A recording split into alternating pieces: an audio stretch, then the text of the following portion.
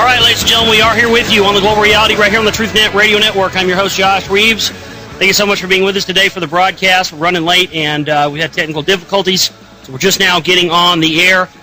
We are scheduled to have Jim Mars with us. We're going to try to connect with Jim now. Just gave his number to Mike.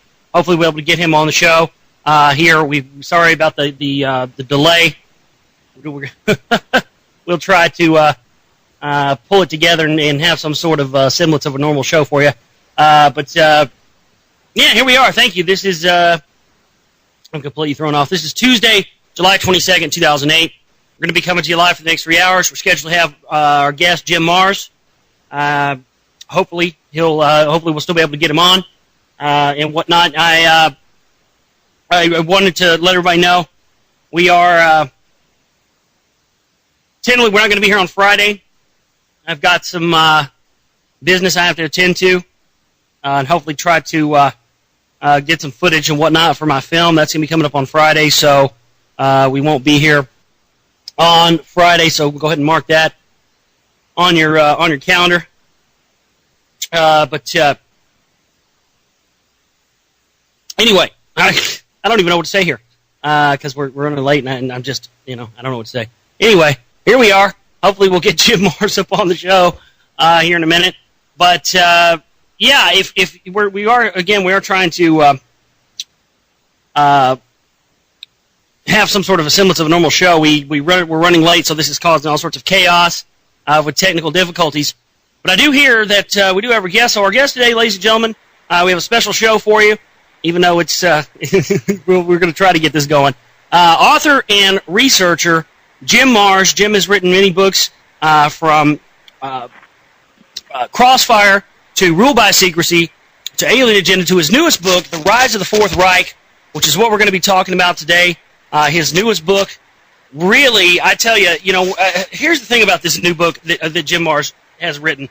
My first question out of the gates for him is going to be, where do you come up with the idea to write a book like this? Because this covers everything. It covers so much about what we talk about here on the program quite a bit, is who is in charge, everything from Project Paperclip to the new regime, on and on and on we are going to get into today. So sit back, kick back with your favorite beverage of choice. This is going to be a humdinger of a show. Ladies and gentlemen, without further ado, please welcome to the broadcast, Mr. Jim Mars. Jim, thank you so much for coming on with us. Well, it's a pleasure to be with you today, Josh. Yeah, it's finally, we had a few technical difficulties there at the beginning. We got on late, so we apologize for the delay. Yeah, Jim, it's been a long time. I hadn't had you on since back when we were doing the 1 hour show, and now we're doing the 3 hour show, and I thought it was time to get you back up again, and just so happens you have a new book out, which you were gracious enough to send to me, and I had to tell you, just reading through this, I mean, I had thought that I knew pretty much everything there was to know, but Jim, some of the dots that you've connected in this book are unbelievable. Let's start at the beginning. I mean, where is the real nexus point, Jim? I mean, we know obviously it was after World War II, but really, where did this idea of the new Reich taking over America, where did that really spawn from? Well, it actually goes back to the turn of the 20th century when the royalty in Europe, for the most part, collapsed following World War I, and that's when the international bankers, primarily centered in the Bank of England, but also on the continent of Europe and in America, got together, created what I call a secret society, the Council on Foreign Relations, which is not truly secret. I mean, they have an office building, they have a website, they issue position papers, but I call it secret because you and I cannot join.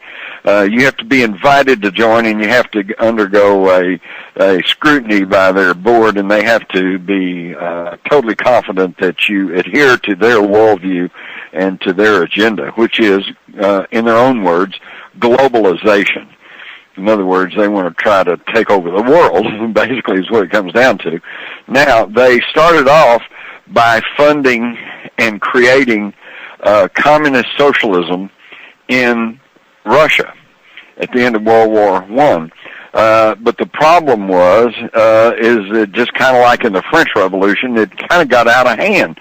And the next thing you know, there were strong communist parties in France and Italy and England and even in the United States, and they had formed the International, and they were going around, saying workers of the world unite, and it looked like they were going to try to bring a one world socialistic program under communism to the entire world. Well, these globalist financiers didn't want that, because that would prevent them from playing off one nation or economic bloc against the other to generate maximum profit and control. So in the 1920s, they reached into Germany, which they saw as the first block against the spread of Russian communism, and they found an army intelligence agent who they then began to fund and back as he began to build his own National Socialist political party.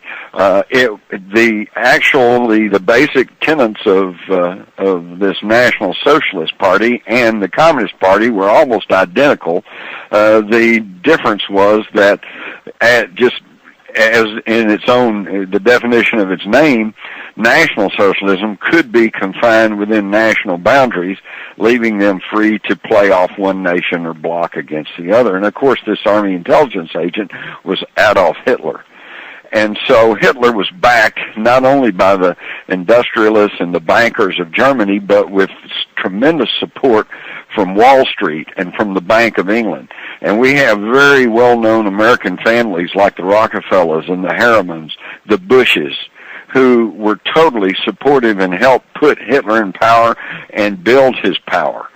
And then sure enough, he served his purpose, because in June of 1941, Hitler launched the Operation Barbarossa, the attack against Russia. And as we all know from history, the German panzers were able to just crash through the Russian lines and encircle whole armies and whole divisions, and they didn't get stopped until they were practically at the gates of Moscow. But now, history really doesn't explain why did he do that. Did he just wake up one morning and say, I'm going to attack Russia? Well, we now know, thanks to documents that have been coming out of the former Soviet Union, is that Stalin had realized he would never be able to conquer Europe by free vote. Nobody was going to vote in communism. So he had decided the only way to make Western Europe communist was a military invasion. And he had scheduled for July 1941 a massive invasion of Europe. And he had 22,000 tanks at his disposal, many of them heavy models, while the only force to oppose him would have been the German army, and they only had 3,600 tanks. So if they had tried to defend against this horde from the east, they probably would have lost. So their only hope was a preemptive strike, which is exactly what Hitler did in 1 month before Stalin was set to invade Europe. And in fact, Hitler himself said if he hadn't taken this action, Europe would have been lost. And of course, we never get taught that in school. In fact, all we are taught about Hitler and his Third Reich is that here this madman took control of this country and was finally defeated. They really don't get into the nuances of National Socialism. But even Churchill said that he wasn't necessarily opposed to National Socialism. He just didn't want Germany in control of it. And the bankers in France and Britain and America, they didn't want Germany controlling the world financial market, so they fought World War II. And then after the war, in what probably the greatest untold story of the 20th century, they simply moved some of the biggest, most powerful Nazi leaders over to America. We know that Werner von Braun, one of the most highly decorated Nazis of them all, came over and was instrumental in building our space program. Absolutely. And we'll definitely, I want to get into we'll definitely get into that, because I want to spend a lot of time talking about that, because that's something we talk about quite a bit here on the program. What I want to do before we go forward, though, Jim, is go back. Draw a direct line for people from say, the original formation of the Bavarian Illuminati in 1776, which was also funded by the Rothschilds and the Central European bankers, and also things like the Russell Trust. I mean, there is a direct line, if we go all the way back, I mean, Proofs of Conspiracy, written in 1785, there is a direct line to this ideology for, one world government and a new world order, predating Hitler, in that direct line that goes from 1776 all the way up to the Third Reich, Jim. Well, that's absolutely correct. In fact, I deal with that in my book, the Ruled by Secrecy. And in fact, actually, I've tracked it on back even past the Illuminati to some of the agendas of the ancient Knights Templars, which in turn created the Mason guilds, which evolved into the Freemasons or Freemasonry, another one of the world's largest secret societies. And of course, tracked it all the way back to the mysteries of Egypt and even on past that. But I think that for most people, that we just simply need to know that since the days of World War I, there has been an ongoing plan to break the world into separate socialistic blocks that can be played off against each other, and they're coming close to fruition. We now have the European Union. They're working hard, and there's already a lot of information out there about the soon-to-be North American Union, which would probably eventually be blended with the already established South American Union. And then, of course, it'll be no problem whatsoever to put together an Asian Union, because most of the nations in Asia are already pyramid power societies, which means all you have to do is bring in the top of the pyramid and put them on the board of directors, or buy them out, or whatever, and then you've got control over those nations. So I think what we see, the game plan was pretty much outlined by a British socialist, a Fabian socialist named Eric Arthur Blair, who in 1948 wrote under the pen name George Orwell, and wrote a very famous book called 1984. And he outlined, I think, what he knew was the game plan of these globalist socialists, which is to break the world into three economic blocks. In 1984, it was Oceania, Asiana, and East Asiana. Today, it's the European Union, the North American Union, and the soon-to-be Asian Union. And then you play two of these blocks off against each other continually, and then when they reach some sort of victory or compromise or settlement, then you turn and they go to war with the other block, and you just keep this turmoil going to maximize your profits and your control.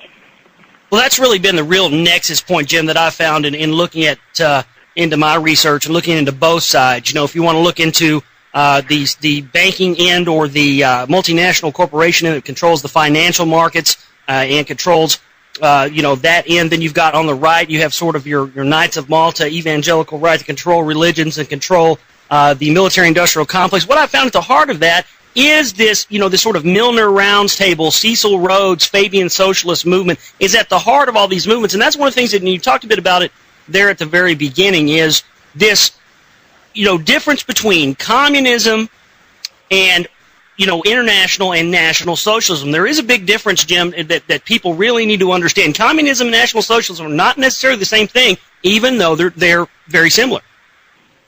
Well, they are both socialism. Okay, one, and they both. Here's the thing. This is why these internationalists, these globalists, desire socialism. Because under any social program, no matter how benign it may be, such as Social Security or No Child Left Behind or whatever, it always requires a central administration.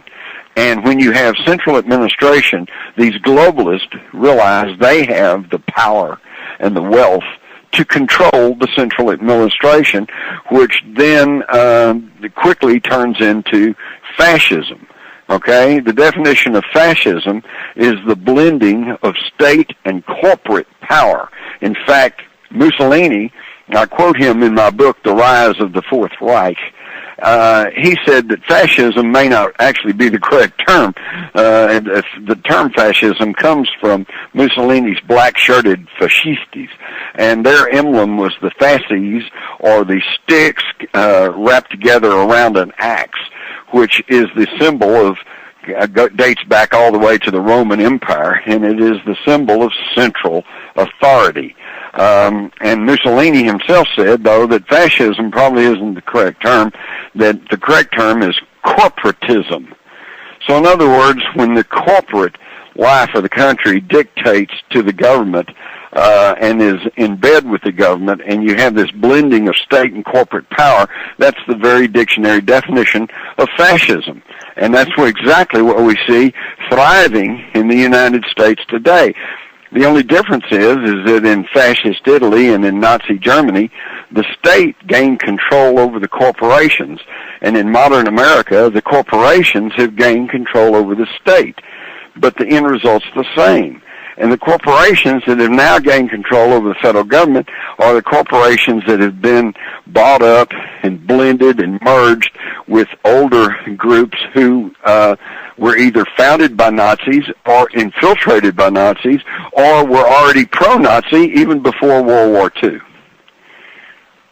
And that's the amazing thing to me is looking at how all these connections. I mean, you've got I.G. Farben, you've got J.P. Morgan. You have all of these interests that were very much there in World War II, which are very much still there today. And the amazing thing to me has been Jim, is how all these people are still. I mean, look at how we had the overthrow of Augusto Pinochet of Salvador Allende, and the installation of Augusto Pinochet. That was an ITT Farben deal on behalf of the Rockefellers with Kissinger there. That whole thing, which just so happened to happen on 9/11 in 1973. I mean, this stuff continues, and it's amazing how your JFK... It just goes on, and it's all interconnected, because Herman Schmitz was the one of the founders and one of the chief stockholders in I.G. Farben, which was the giant chemical combine that had control over more than 100 U.S. corporations because they gave them rights and patents and licenses, okay? And at one point, Schmitz, head of the I.G. Farben combine, according to published reports, owned as much stock in Standard Oil of New Jersey as John D. Rockefeller did. So they're all mixed in together. The banker, Max Warburg, who was a prominent German banker with the German Deutsche Bank, and who also sat on the board of directors of the Hamburg America Steamship Line, along with Prescott Bush, the grandfather of our current president. So you can see the interconnectedness of all this big business, and it's always geared to and you mentioned the Illuminati early on. There's, of course, today stringent arguments over whether or not the Illuminati still exist, and it doesn't really matter, okay, because what is absolutely demonstrable is that people within these secret societies, people within this wealthy ruling globalist elite are practicing Illuminati ideals, namely their chief founding philosophy, which is the end justifies the means, okay? And as a result, when you truly believe that the end justifies the means and you feel like your end result is worthwhile, then you are free to lie, steal, cheat, kill, do whatever in the heck you have to do to further your agenda. And that's what these people do. They'll buy you up, they'll shut you up, they will, and if none of that works, they'll kill you. And that is Nazi methodology. In Germany in the 20s and 30s, if you tried to oppose the Nazis, they beat you up. And if you kept coming after them, then they killed you. Today in modern America, if you try to stand up to them like John F. Kennedy, Robert Kennedy, or Paul Wellstone, or JFK Jr., you die in a plane crash, or you get shot in the head. It's just Nazi methodology, and we're just roaming down the same path that the Germans took. That's the thing, Jim, is criminals need funding, and that's where people get wrapped up in these, well, who's in control, who's running it? Look, the bankers are running on either side. It's just like this impending World War III that we have. They're going to sit back and fund both sides. They don't care who wins. Their agenda goes on unimpeded.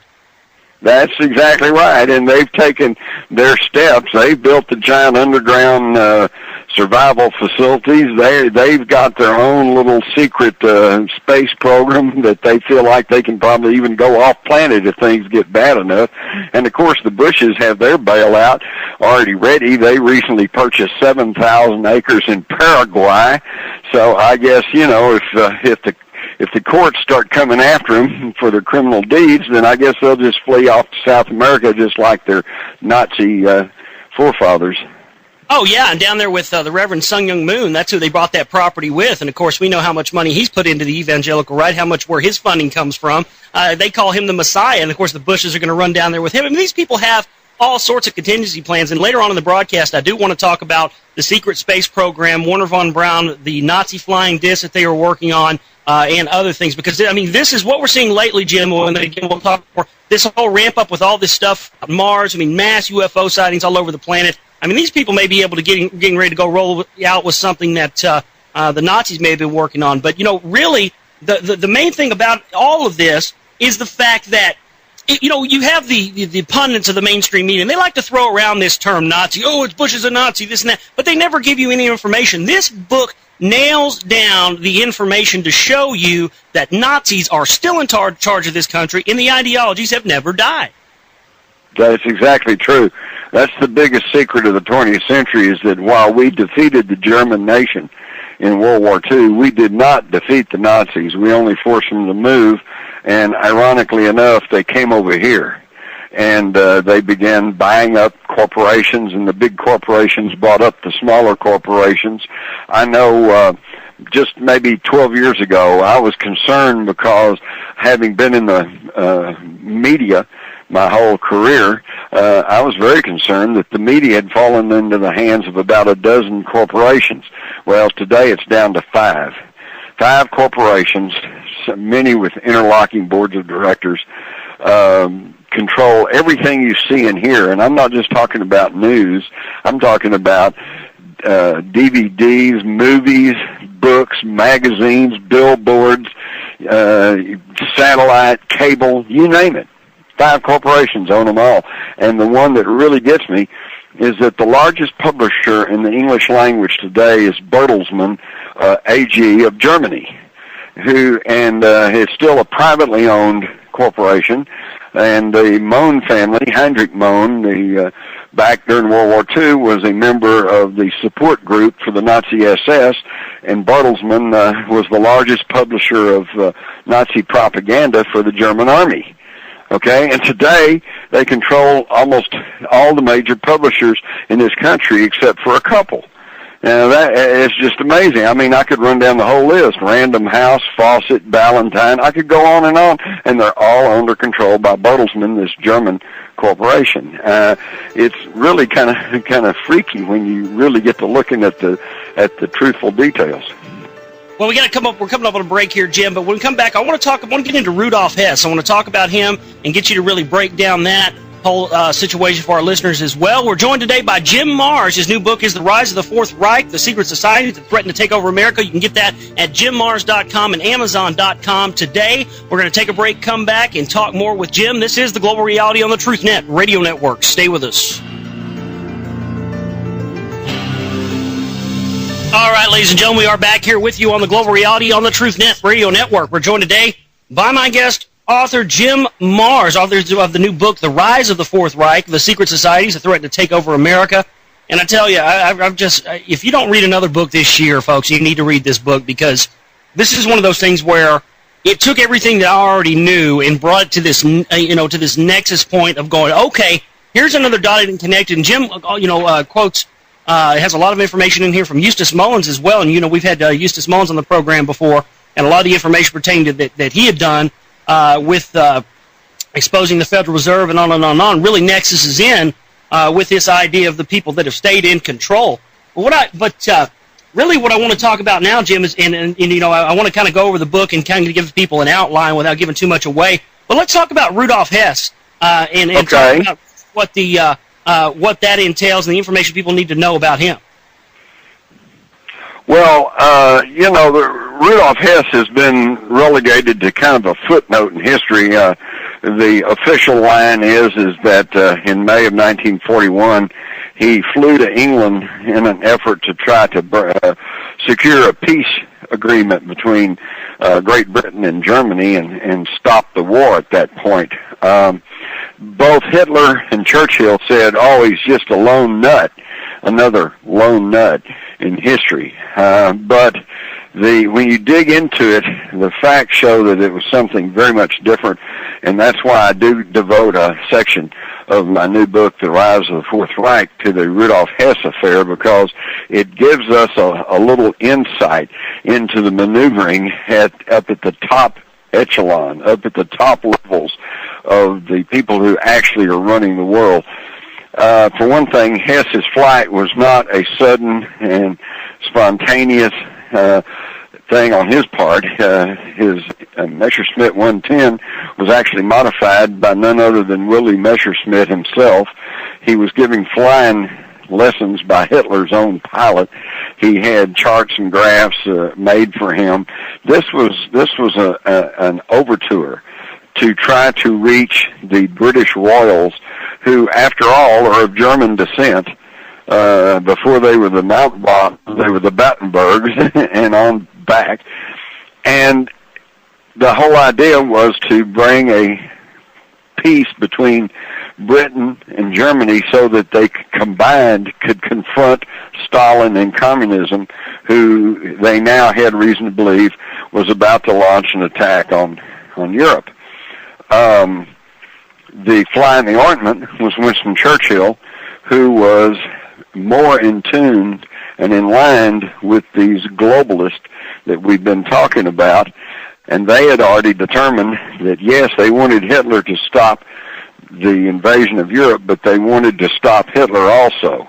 And so it was Churchill who maneuvered to continue the war. But the big plan messed up. Hess ran out of gas. He couldn't find where he was supposed to land at the Duke of Hamilton's estate, and he was forced to bail out. He broke his ankle. He got captured by the Home Guard, and the whole thing came public. So everybody had to run for cover and disavow the whole thing.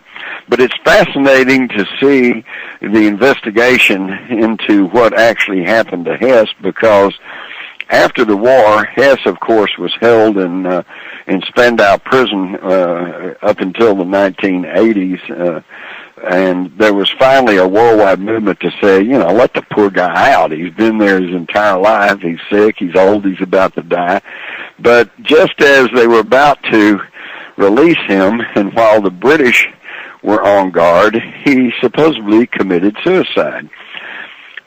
So there seems to be something about the Hess mission that they didn't want everybody to know. And one of the key factors here is that after Allen Dulles, who had been a lawyer for Sullivan Cromwell that represented some of the banks and financial institutions that were supporting the Nazis, and then he became director of the CIA in the 50s, while his brother, John Foster Dulles, was Secretary of State in the Eisenhower administration. He sent a Dr. Ewan Cameron to Spandau to examine Hess and told him he suspected this was not the real Hess. So we have a situation of a duplicate being used. And yet, why would anybody allow themselves to be put in prison for the rest of their life impersonating somebody else? Well, the key here is that he sent Dr. Ewan Cameron. Ostensibly, he was to examine Hess for scars that would have proven that he was the real Hess, because the real Hess suffered wounds in World War I, and there would have been scars to show this. Interestingly enough, the British would not let Dr. Cameron examine Hess. But the key thing is that any competent doctor could have checked Hess to find out if he had scars. The key thing is that he sent Dr. Ewan Cameron, who was a Canadian psychiatrist who was a founding member of our MK Ultra mind control experimentation.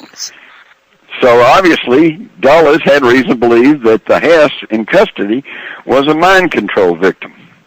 It's a fascinating story.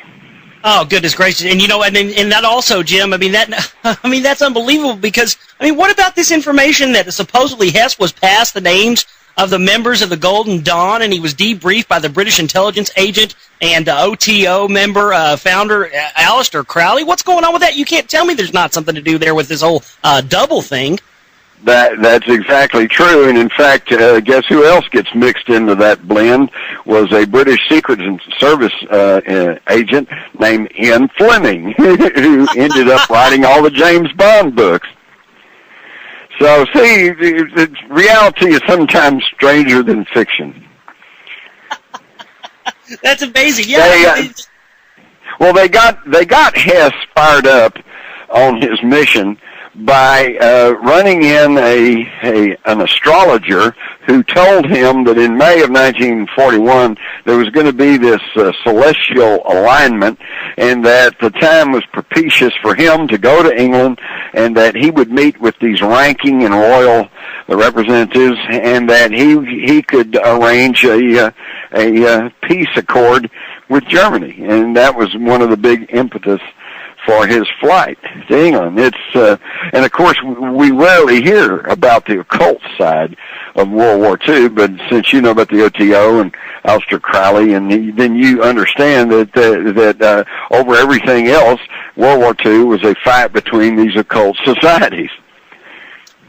Yeah, and that's our listening audience, Jim's really savvy to that, because that's what we do here on this show. We tend to go a lot deeper and get into the secret societies. We get into the ancient societies as well. So our audience is pretty savvy to that, and that's a lot of what they're interested in, is knowing, behind all of this, yes, there is the front, what we see, just like 9/11, there is things that are there on the front, but at the back end of it, there is always these sort of, ritualistic things that tie into these secret societies at every turn.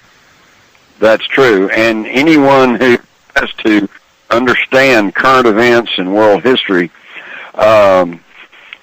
and disdains looking at the secret societies, they're never going to figure out the truth, because I don't care how smart you are, you could be the most brilliant person in the world, but if you're operating incomplete or erroneous information, then there's no way you're going to make a correct decision on anything. No, that I agree 100% with that. But Jim, do you have any indication? I know you get into some of this. And you mentioned the MK Ultra mind control program. What are the similarities between what we saw happen with the CIA and the various mind control operations, remote viewing operations, which I know you've written a book about, we talked about last time, and what was the precursor to that? Did that originate out of Nazi Germany as well? What came out of Nazi Germany? I'm asking, did we see a precursor to these sort of MK Ultra and mind control operation? Did we see a precursor to that in Nazi Germany? Absolutely. In fact, it was Germany that spawned the whole psychiatric profession. That goes back to the time of World War I, when and the late 1800s, when the chief therapy for mental illness was to put you in a straitjacket and lock you in a cold dungeon cell. But then they began to work on other means of trying, since they found out they couldn't cure anybody of mental illness, then they tried to see if they couldn't alter or prevent mental illness, and of course then it was up to them to decide what was a mental illness.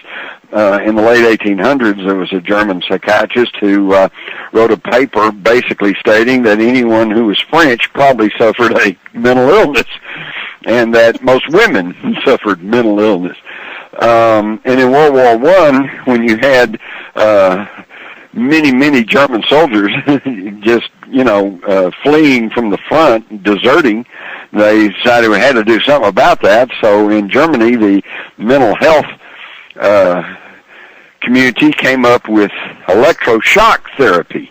And it was quite effective, because after a few sessions of electroshock therapy, most of these soldiers said, okay, I'll go back to the front. And so the German military got behind psychiatry and really gave it a boost. And then from then on, they moved in and started bundling up their efforts with the IG Farben chemical combine and began to move into the area of drugs. And that's why today in the United States, you used to never see an ad on television for a drug, and now, if they're not trying to sell you a truck, they're trying to sell you a drug. And Big Farm, the big pharmaceutical corporations, have pretty well taken over as one of the biggest money-making organizations in this country. And this is why, and I deal with this in my book, The Rise of the Fourth Reich, everyone is concerned with these school shootings. Which, hey, when I was growing up, I grew up in Texas. Everybody took a gun to school. They had guns in the back of our pickup trucks, and everybody had a gun. Nobody shot anybody. Okay? But now we've had all this rash of school shootings, and if you look at the heart of it, you'll find out the real problem is not guns. The real problem is virtually every one of these school shooters has been on or just coming off of psychotropic drugs. Ritalin, Prozac, okay? All of these type drugs are just weirding people out and causing them to commit suicide, causing them to kill people, and yet you never hear about that in the mass media because they don't want to lose one of the biggest advertisers. No, so it all stems from Nazi technology. Yeah, so that's another connection that I don't think a lot of people have put together up to this point, Jim, is the connection between pharmaceutical companies like IG Farben and the ideologies of eugenics that came out of the Tavistock Institute. Exactly, because the same people that were into the pharmaceutical industries were the same people that began and supported the eugenics movement. And the eugenics movement, which actually got a more firm foothold here in the United States in the late 1800s and the early part of the 20th century than it did in Germany, nevertheless was the philosophical basis for what became the extermination programs in Nazi Germany. Yeah, and that's exactly what we're seeing today. I mean, none of this has ever stopped. I mean, we were seeing more of a ramp up of eugenics now in this day and age through various UN programs, through GMO foods, on and on and on that we've seen. And this is part of the population culling. And these same people are in charge. I mean, there's genocide going on. We've got the Crusades 2.0, as I like to call it, that's being led by Blackwater over in the Middle East. I mean, that's really what it is, Jim. That's what I'm making a film on right now. I mean, this is what we're seeing. The same people are doing the same things all over again, and America is too stupid to see it. Well, you know, the French philosopher Georges Santayana said, those who do not learn from history are doomed to repeat it. And I guess we're just doomed to repeat it because even at the most broadest possible viewpoint, look at this. In early 1933, Germany was a republic, a democratic republic, the Weimar Republic, and Hitler was only chancellor, kind of like vice president. And yet, towards the end of January, their parliament building burned down, the Reichstag. Hitler and his Nazis blamed it on communist terrorists. He said, give me the power and I will protect you from these terrorists, even though now the evidence points to the fact that the Reichstag was burned by the Nazis themselves, since it could be tracked back to Goering's office. And they rushed through the Enabling Act, which then set up a detention centers, which quickly became concentration camps, demanded a national identification, gun confiscation and registration. And what do we get? We get the attacks of 9/11, buildings burning, falling down, a rush through Patriot Act, which has, and then the creation of Homeland Security and the demand for national ID cards, which are slated to go into effect next year, by the way. And if you don't have a federally approved ID card under the Real ID Act, you're not going to get to fly or get on a bus or open a bank account or even hold a job. Now, if that's not Nazi, I don't know what is. Oh yeah. Hitler would be salivating over this stuff. I mean, even he didn't think about doing this wide out in the open. But I mean, the Reichstag fire. We go back to that. I mean, look, they had their Oswald already wrapped up with a nice bow on him, ready to go right there too, didn't they? That's right. A half-dressed Dutch, mental retarded youth who just happened to be carrying his Communist Party card on him. Yeah, how fortuitous. Just like on 9/11, all of those hijackers and all those planes just burned up in the massive fires and the collapse of the World Trade Centers, but by God, they found that paper passport that identified one of them as this Muslim extremist. How fortuitous. And how planted can you get? Oh man, it's just so amazing to me, Jim, how it ever seems to work out just perfectly for these people, doesn't it? Me, right when they need a patsy, or right when they need that perfect piece of evidence to connect it back, and to always, keep the chain of plausible deniability intact. They get it, and, right. But yeah, we're conspiracy theorists for bringing it up. Yeah. Of course. And speaking of, right now the big news is we've captured this guy from the Balkans who was some war criminal, and the headlines are all full of that. And of course, chances are we knew where he was all along. We may have had him in captivity all along. They were just waiting for the right time, and the right time is now, because now with the news columns filled with the capture of this East European war criminal, there's no room for the stories about how that in other countries they are now issuing warrants for Bush for war crimes. Jim, was Hitler a Rothschild Central European banker, Ashkenazi Zionist asset set up from the jump?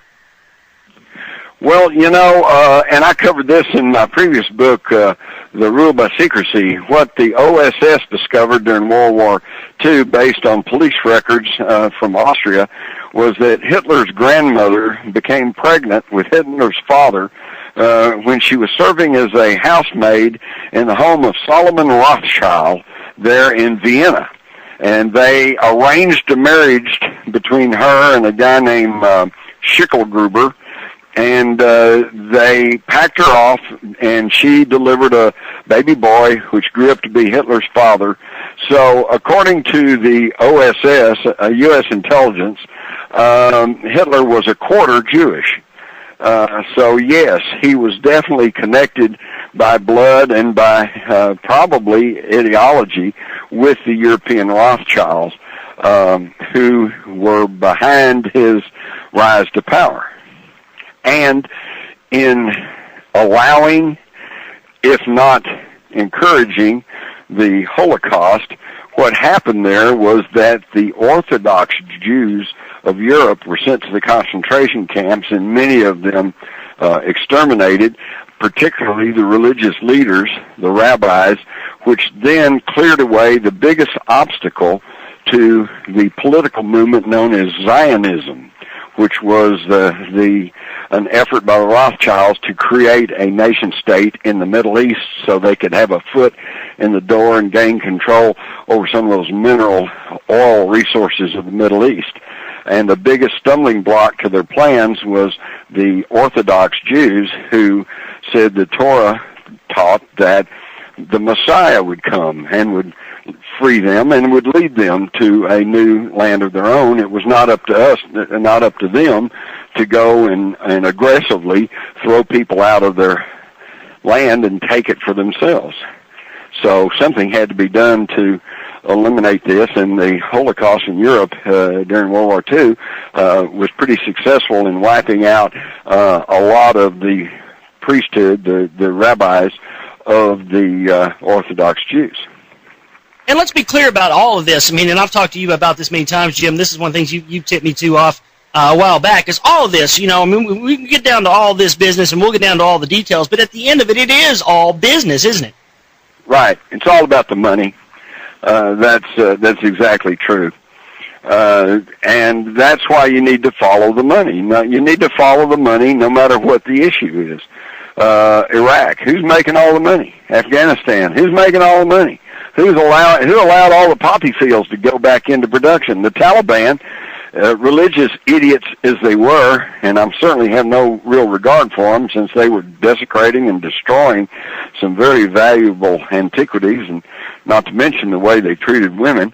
But nevertheless, they were religious fanatics, and you know what? In 2003, they had destroyed about 90% of the opium crop, the opium, knocking the world heroin trade on its head.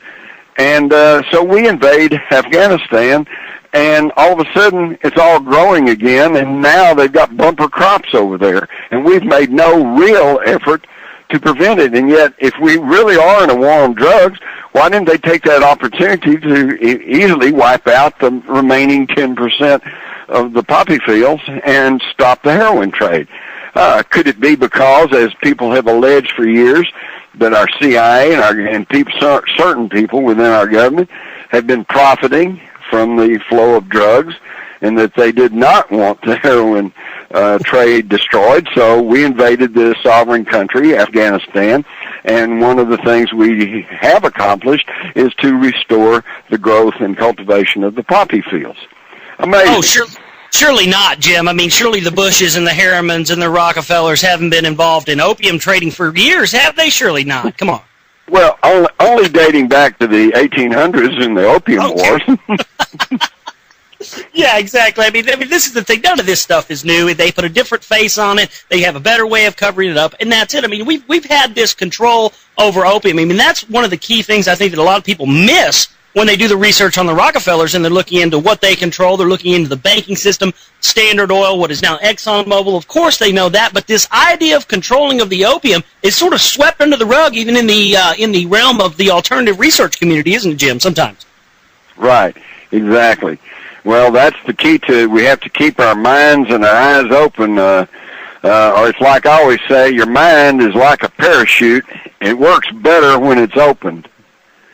Well, we're coming up on a break and getting into the second hour. When we come back and get into the second hour, I want to talk about Nazi future weapons, Wernher von Braun, the advent of the Nazi space program, how that tied in with Project Paperclip, and what we've seen and what we continue to see today. I think that's a key thing that I want to get into because, Jim, I think that the program has never ended. You look at all these high-level people, and I'd also like to maybe try to get into what he had talked about in his final days with his assistant, Carol Rosen, when we come back from the break coming up at the top of the hour. We're joined today by author Jim Marrs. His new book is The Rise of the Fourth Reich, The Secret Societies That Threaten to Take Over America. That's available at Amazon.com, JimMarrs.com, as well as all his other fine books, Rule by Secrecy, Crossfire. You can get all those books there. And this book is an amazing. It's a big, thick, hardbound book. Tons of information, things that you need. Go out and get a copy of it. I tell you, I don't give too many books endorsements, but this is one that I definitely think everybody needs to have. So we're going to come back, get into the second hour broadcast with our guest Jim Marrs right here on the Global Reality on the Truth Net Radio Network. Stay with us. All right, ladies and gentlemen, we are back here with you in the second hour of the Global Reality right here on this Tuesday edition of the broadcast. We are joined today by legendary author and researcher Jim Marrs. His new book is The Rise of the Fourth Reich, The Secret Societies That Threaten to Take Over America. It's available at JimMarrs.com, Amazon.com, and other fine book retailers across America. This book is so dense and has so much information in it that, again, regardless of how much you know, there's something in here that you can learn. And what I want to take some time talking about in this segment with Jim is the various advanced weapon systems that the Nazis came up on, the space technology, Hermann Oberth, the V-2 rocket, on and on and on, and really get into and dissect it, because that's something our listeners would know that we've talked about here quite a bit, has been Wernher von Braun and in his various comments that have been made about, first it would be communism, and then the threat would be terrorism, and then when that didn't work, it would be this staged alien invasion as a pretext for space-based weapons, and all of it would be a lie. And we see this ramp-up of all these, the social conditioning that's going on with the UFO phenomenon right now, where mainstream news is giving it all sorts of play. They're saying they're having a full-scale invasion over in England right now. By the way, Lee Rogers has a great article up on roguegovernment.com right now. You all should go check out about the possibility of a false flag alien attack coming. Go get that, dig that article. But Jim, what I wanted to, in this segment, let's start off talking about Hermann Oberth, the V-2 rockets, and really this idea of advanced technology that everyone in the world wanted to get their hands on that came out of Germany. Well, that's true. In fact, but all of this was, of course, absolutely top secret. What I found most amazing, and I'm sure kind of raised your eyebrows in my new book, The Rise of the Fourth Reich, was how it now seems that, contrary to what we've been told, Nazi Germany actually did produce an atomic bomb and may have even used tactical nuclear weapons on the Eastern Front.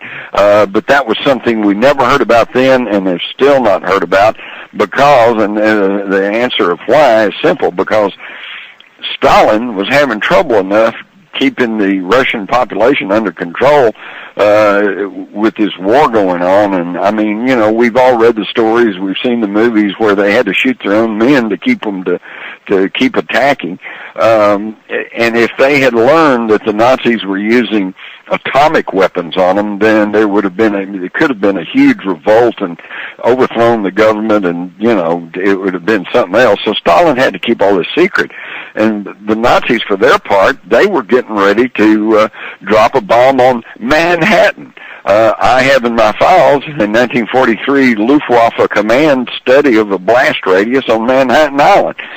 And at the end of the war, they had 40 of these huge 390 bombers, Junkers 390 bombers that were at a base being built in Norway that had the range of reaching New York City, and the crews up there, when the Allies finally overran the field and took it and captured it, said that they were preparing for a mission to New York. So the Nazis had an atomic bomb, but they didn't use it, obviously. And why not? Well, by the time they had it ready to go, it was already in the spring of 1945, and the war was just about over. The Russians were moving in on Berlin. The Allies were moving in on Berlin from the west, and they didn't have a reliable delivery system. Their three-stage A-10 rocket was unreliable. They couldn't really pinpoint where it would go, and these bombers were at a base that had not quite been completed.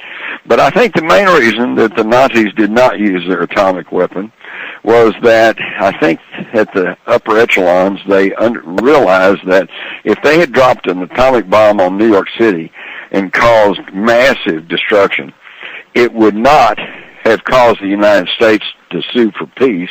On the contrary, we probably would have destroyed Germany. We would have left no stone standing in retribution. And so, as a result, what are they going to do with their atomic weapons? They swapped it to the United States in exchange for immunity. And when you follow the course of our Manhattan Project, you suddenly realize that the bombs that we dropped on Hiroshima and Nagasaki, as was mentioned by one of the Manhattan members, was of German provenance.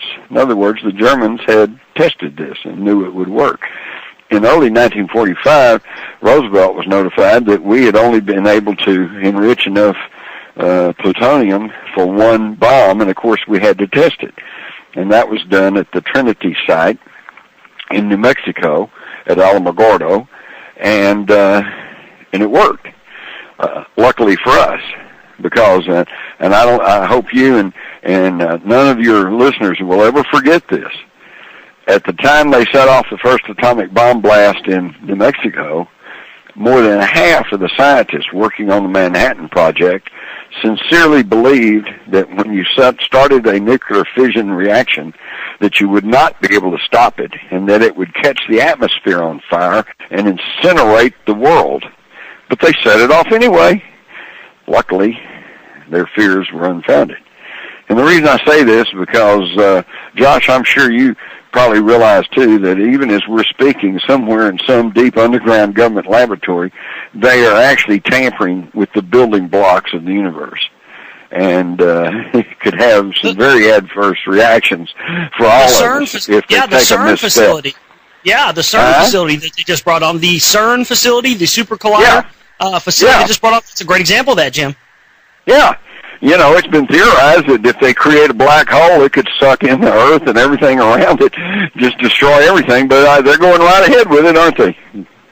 Oh yeah, and of course you look what did they have outside of this thing? They have big giant statues of Shiva, the god of creation and the end of creation, with giant skull and bones on it. And there's, of course, the CERN facility logo has a 666. And I mean, these same people are up to no good. And the fact of the matter is, I mean, it's the same ideology that was behind the high-tech weaponry and the top-secret weaponry in their big mountain facility there in Nazi Germany that are behind things like the CERN super collider, Jim. I mean, these people are trying to play God. Exactly. And, you know, we all should have read the Mary Shelley's Frankenstein to understand what happens when you try to play God. It usually comes back and bites you on the you-know-where. Yeah, and that's, you know, and again, I think that's very deep-seated also in the ideologies of these people that are in the upper echelons of power. That's what people don't understand is we don't, as normal citizens, I mean, very few of us in the research community have any idea or any sort of reference point for just how much power these people in the upper echelons have and what sort of technology they have their hands on. And this stuff, I mean, this goes back to the ancient societies. This goes back to this idea of them trying to mimic whoever these people in the elites believe the creators were and trying to become one with the gods, so to speak. I mean, the Nazis wanted to do that. They were over in Sumer and Babylon looking for the Aryan technology. These people are doing the same thing. I mean, look what they did after the invasion of Iraq in 2003, Jim, looking for all these Sumerian artifacts. I mean, the same people are doing the same thing.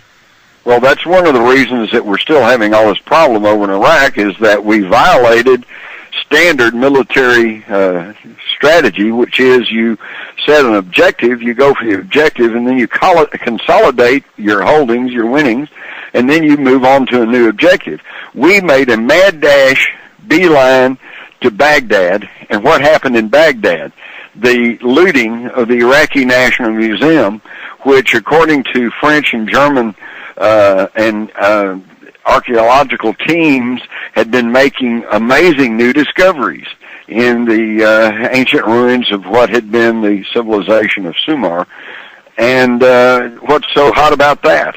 Well, there's a whole long story that I kind of outline in my book, The Rise of the Fourth Reich, that indicates that there was ancient technology which involved the manipulation of energy at the atomic and subatomic level that apparently was known to some of these ancients, and possibly some of the recipes for accomplishing this manipulation of energy could be found on ancient scrolls and cuneiform tablets.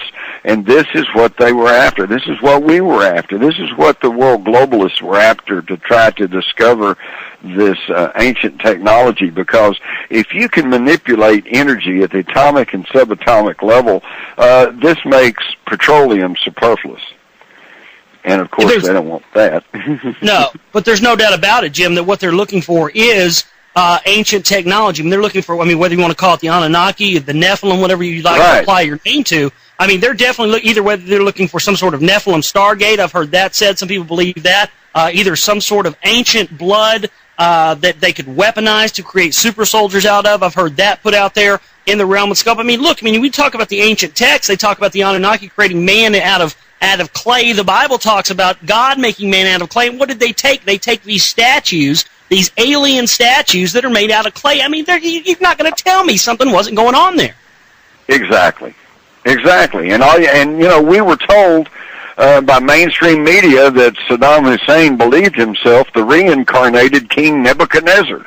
Well, go back and read about King Nebuchadnezzar.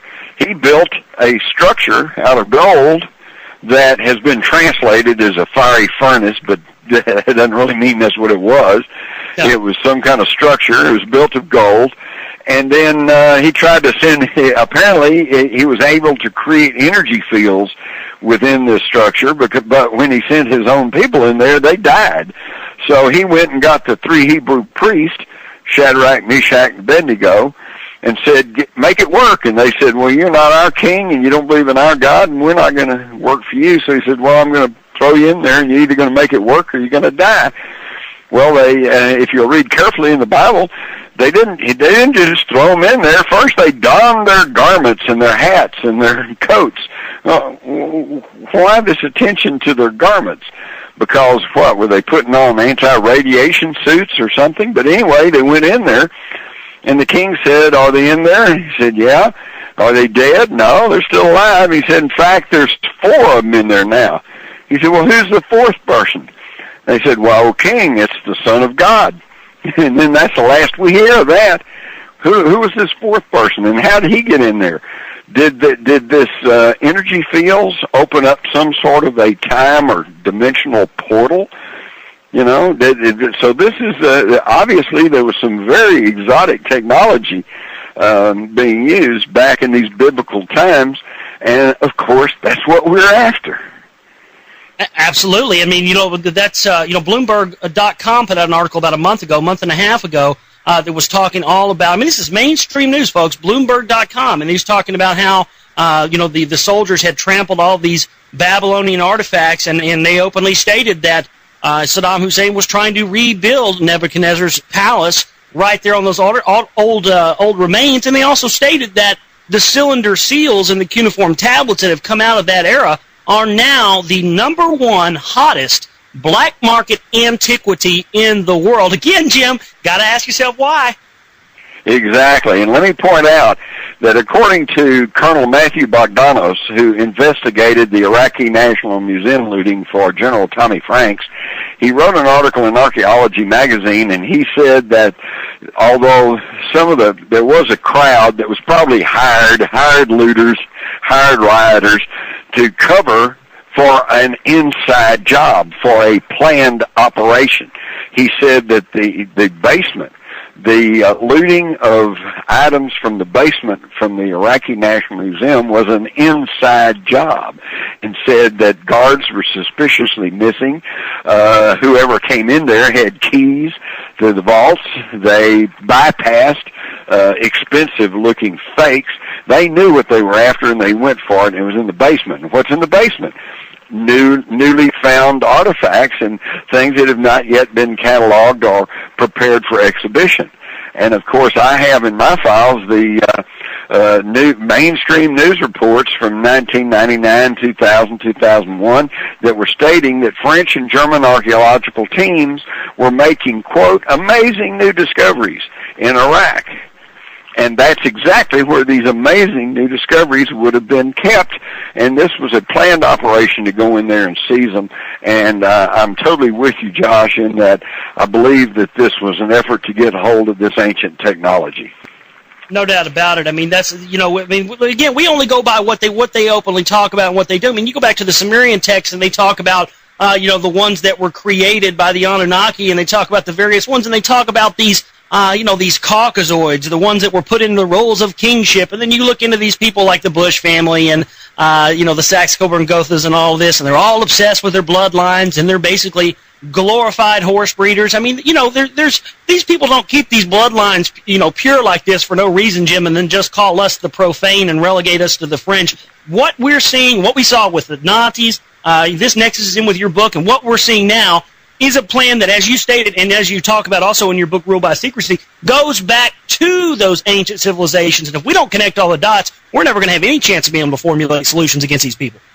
Isn't that the truth? And what's amazing is that now we're in an election year, and it looks like the real front runner is Barack Obama, who we find out is a cousin to Dick Cheney, according to Dick Cheney's wife. Okay, who found this out in researching the family genealogy. Now, what do you suppose the odds are that this presidential contender, who most people consider a black man, what are the odds that he is blood related to Dick Cheney? Don't we have any other choice? Can't we vote for somebody who's not of the bloodline? Oh, absolutely. I mean, I actually covered that a couple of weeks ago. Yeah, he's related to Jimmy Carter as well, which is interesting because he had Zabrinda Brzezinski advising his campaign. I mean, he's related to 4 or 5 other past presidents. He's related to people like Brad Pitt, Justin Timberlake. I mean, the guy is related to all these. I mean, he's basically a royal Davidic bloodline on his mother's side. And again, we're given the same choices. That's all they give us. But it's only going to be the bloodlines that are in control. And that's one of the things, Jim. I mean, do you see us going back into receivership to England? I mean, has this been part of the sort of Nazi ideology from the beginning? Well, it probably won't be to England. What we'll do is one of these days there'll be a pounding on their door and there'll be some Chinese soldiers there, but they won't be conquerors or occupation troops. They'll have an eviction notice, a foreclosure notice in their hand, okay, because they will have owned and bought up everything. It's really amazing, and you're right. We have no choice in this election, at least if you listen to the mass media, because you can either vote for Obama, who is backed by Zbigniew Brzezinski and the Trilateral Commission, as you pointed out, or you can vote for McCain, who's backed by Henry Kissinger and the Council on Foreign Relations, which was a predecessor to the Trilateral Commission. So in other words, you get to vote for a globalist or you can vote for a globalist. The only person who at least paid lip service and at least has talked about trying to restore the Constitution and the democratic republic that this country was founded on has been Ron Paul. And he has just been turned into a non-person by the media. And when I say non-person, those are old enough to remember in the old Soviet Union when they had somebody, a leader who fell from favor, then they just quit talking about him, his picture would never appear, and he just became a non-person. And Ron Paul has become a non-person, even though he's the only true choice that is out there on the horizon. I agree with you, Jim. I'm not buying all these other phony choices they tried to give us, even in the libertarian Bob Barr, Chuck Ball, when they're all tied to the evangelical right. I'm not buying those either. What's with Bob Barr? He's a Republican, pretty much in the Bush camp, and then all of a sudden he jumps over and he's got a bunch of money and he says, "Oh, I'm going to be a libertarian," and all of a sudden he's a libertarian. I mean, how obvious is that? Yeah, thank you. I'm glad you said that, because I've been feeling like a lone duck sometimes. So many people are just ready to jump on another bandwagon. That's the thing about Ron Paul is they've tried to use his campaign to relegate those of us that are about freedom and liberty and the truth to this loser category. Oh, he didn't win, so if you're on board with those ideologies, then you're not a winner. It's very, very slick for those people to do, isn't it? Oh. Well, they're not stupid. They may be evil and murderous and corrupt, but they're not stupid, and they have access to the highest paid think tanks and institutions, and I mean they have some of the top brains in the country working on how to manipulate public opinion. And they're getting it down to science now. If something is about to break in the news media that they can't prevent, then they pull something to take the headlines away. There'd be some school shooting or some bombing over in the Middle East or there'd be something to get our minds off of the real news.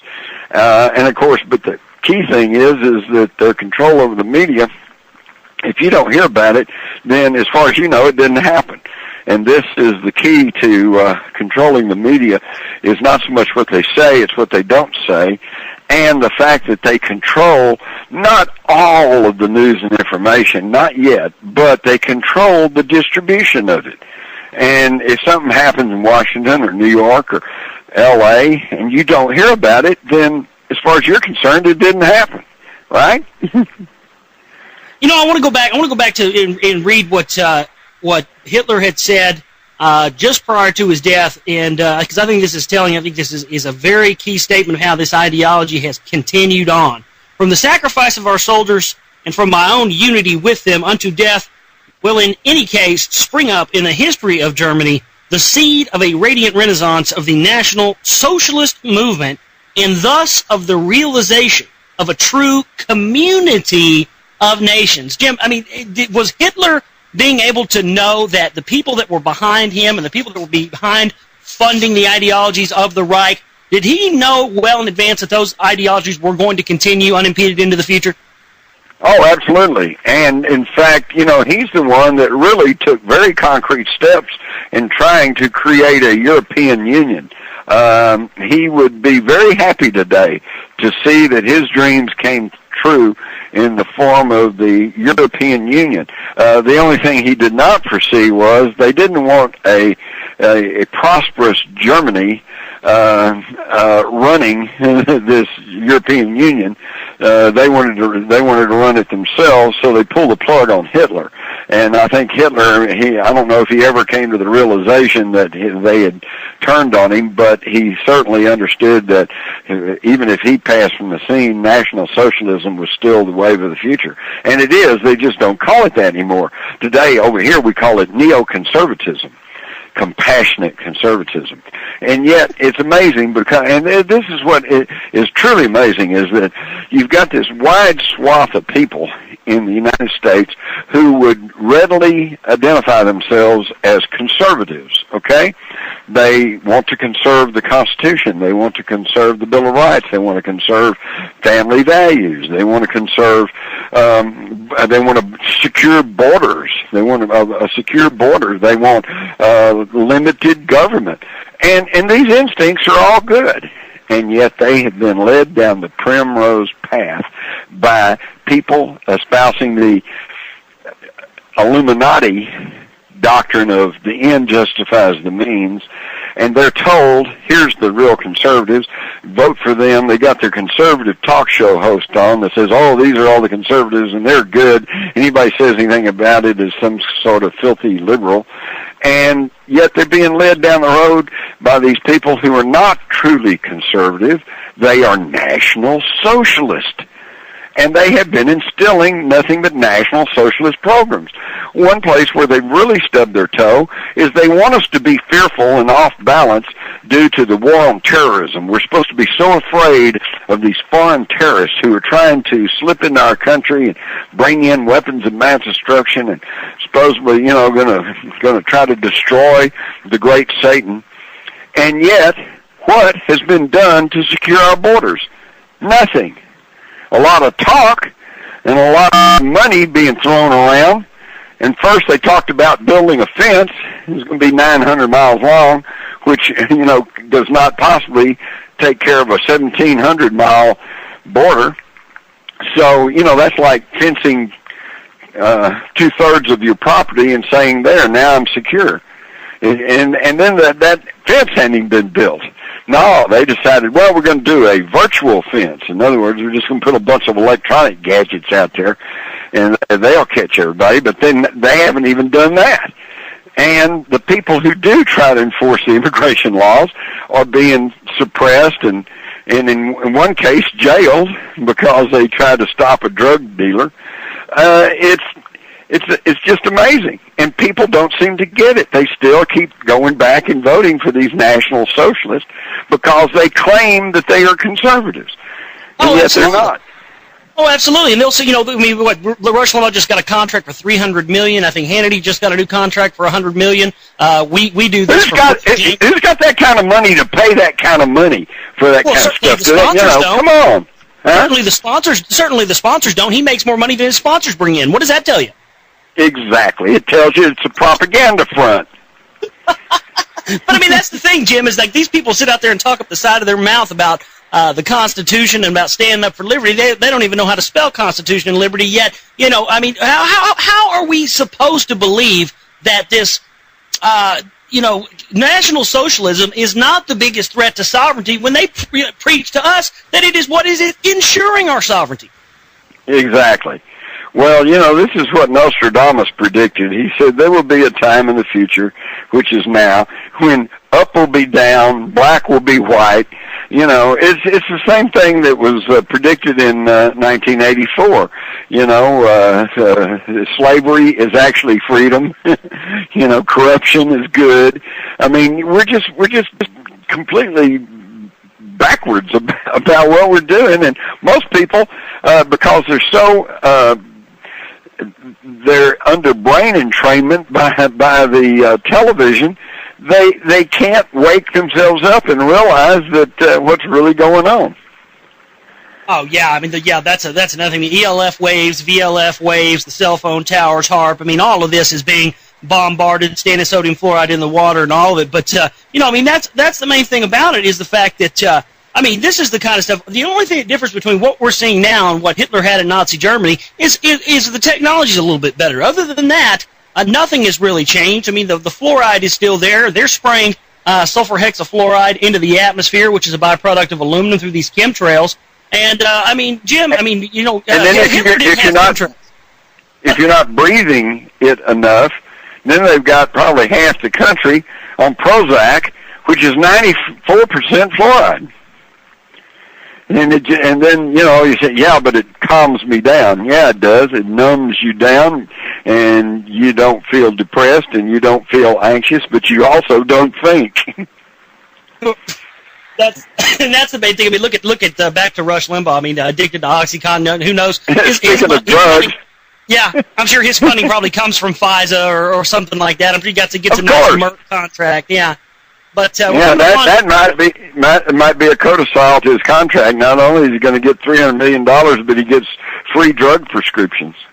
Oh, sure. It's a great advertisement. Hey, take the OxyContin and you'll get a $300 million contract. Sure, sounds like a great deal. We're coming up on a break. We're going to come back. We're going to get more. We're going to talk about Project Paperclip. We're going to talk about Nazi flying discs, possibility of a false flag alien attack. I want to get Jim's take on that, and a whole lot more, folks. You don't want to miss this. We've got a lot more time left with author Jim Marrs, author of the new book, The Rise of the Fourth Reich. You can get that at Amazon.com and JimMarrs.com as well. This is The Global Reality on TruthNet Radio. I'm your host, Josh Reeves. Stay with us. All right, ladies and gentlemen, we are back here with you on The Global Reality on the second hour of this Tuesday edition of the broadcast. Joining us today for a special conversation is Jim Marrs. His website is JimMarrs.com, JimMarrs.com. Also, the book is The Rise of the Fourth Reich, the Secret Societies that Threatened to Take Over America. And this is really the nexus point for who has been in charge, who has been formulating wars, who has held technology, and who is still in charge of it today. And you see that these same people have been in charge forever. And to me, that's what we talked about earlier with Jim, is the fact that, everyone always wants to know, especially in the realm and scope of the research community or talk radio, there's always somebody every single day, they want to know, well, what's the solution? How do we fix this? They want the magic bullet, no pun intended there, Jim, but, they want the magic bullet to how we fix this. And the one that I always go back to, and 15 years of research has always led me back to this, is education. And even those of us who have been in this as long as you have, Jim, I remember you telling me about when you first started telling people something wasn't right about the Kennedy assassination, you would get asked to leave someone's house. That's true. People resist truth, but there is hope, because as you well know, there are more of us than there are of them. And Josh, you're absolutely right about education.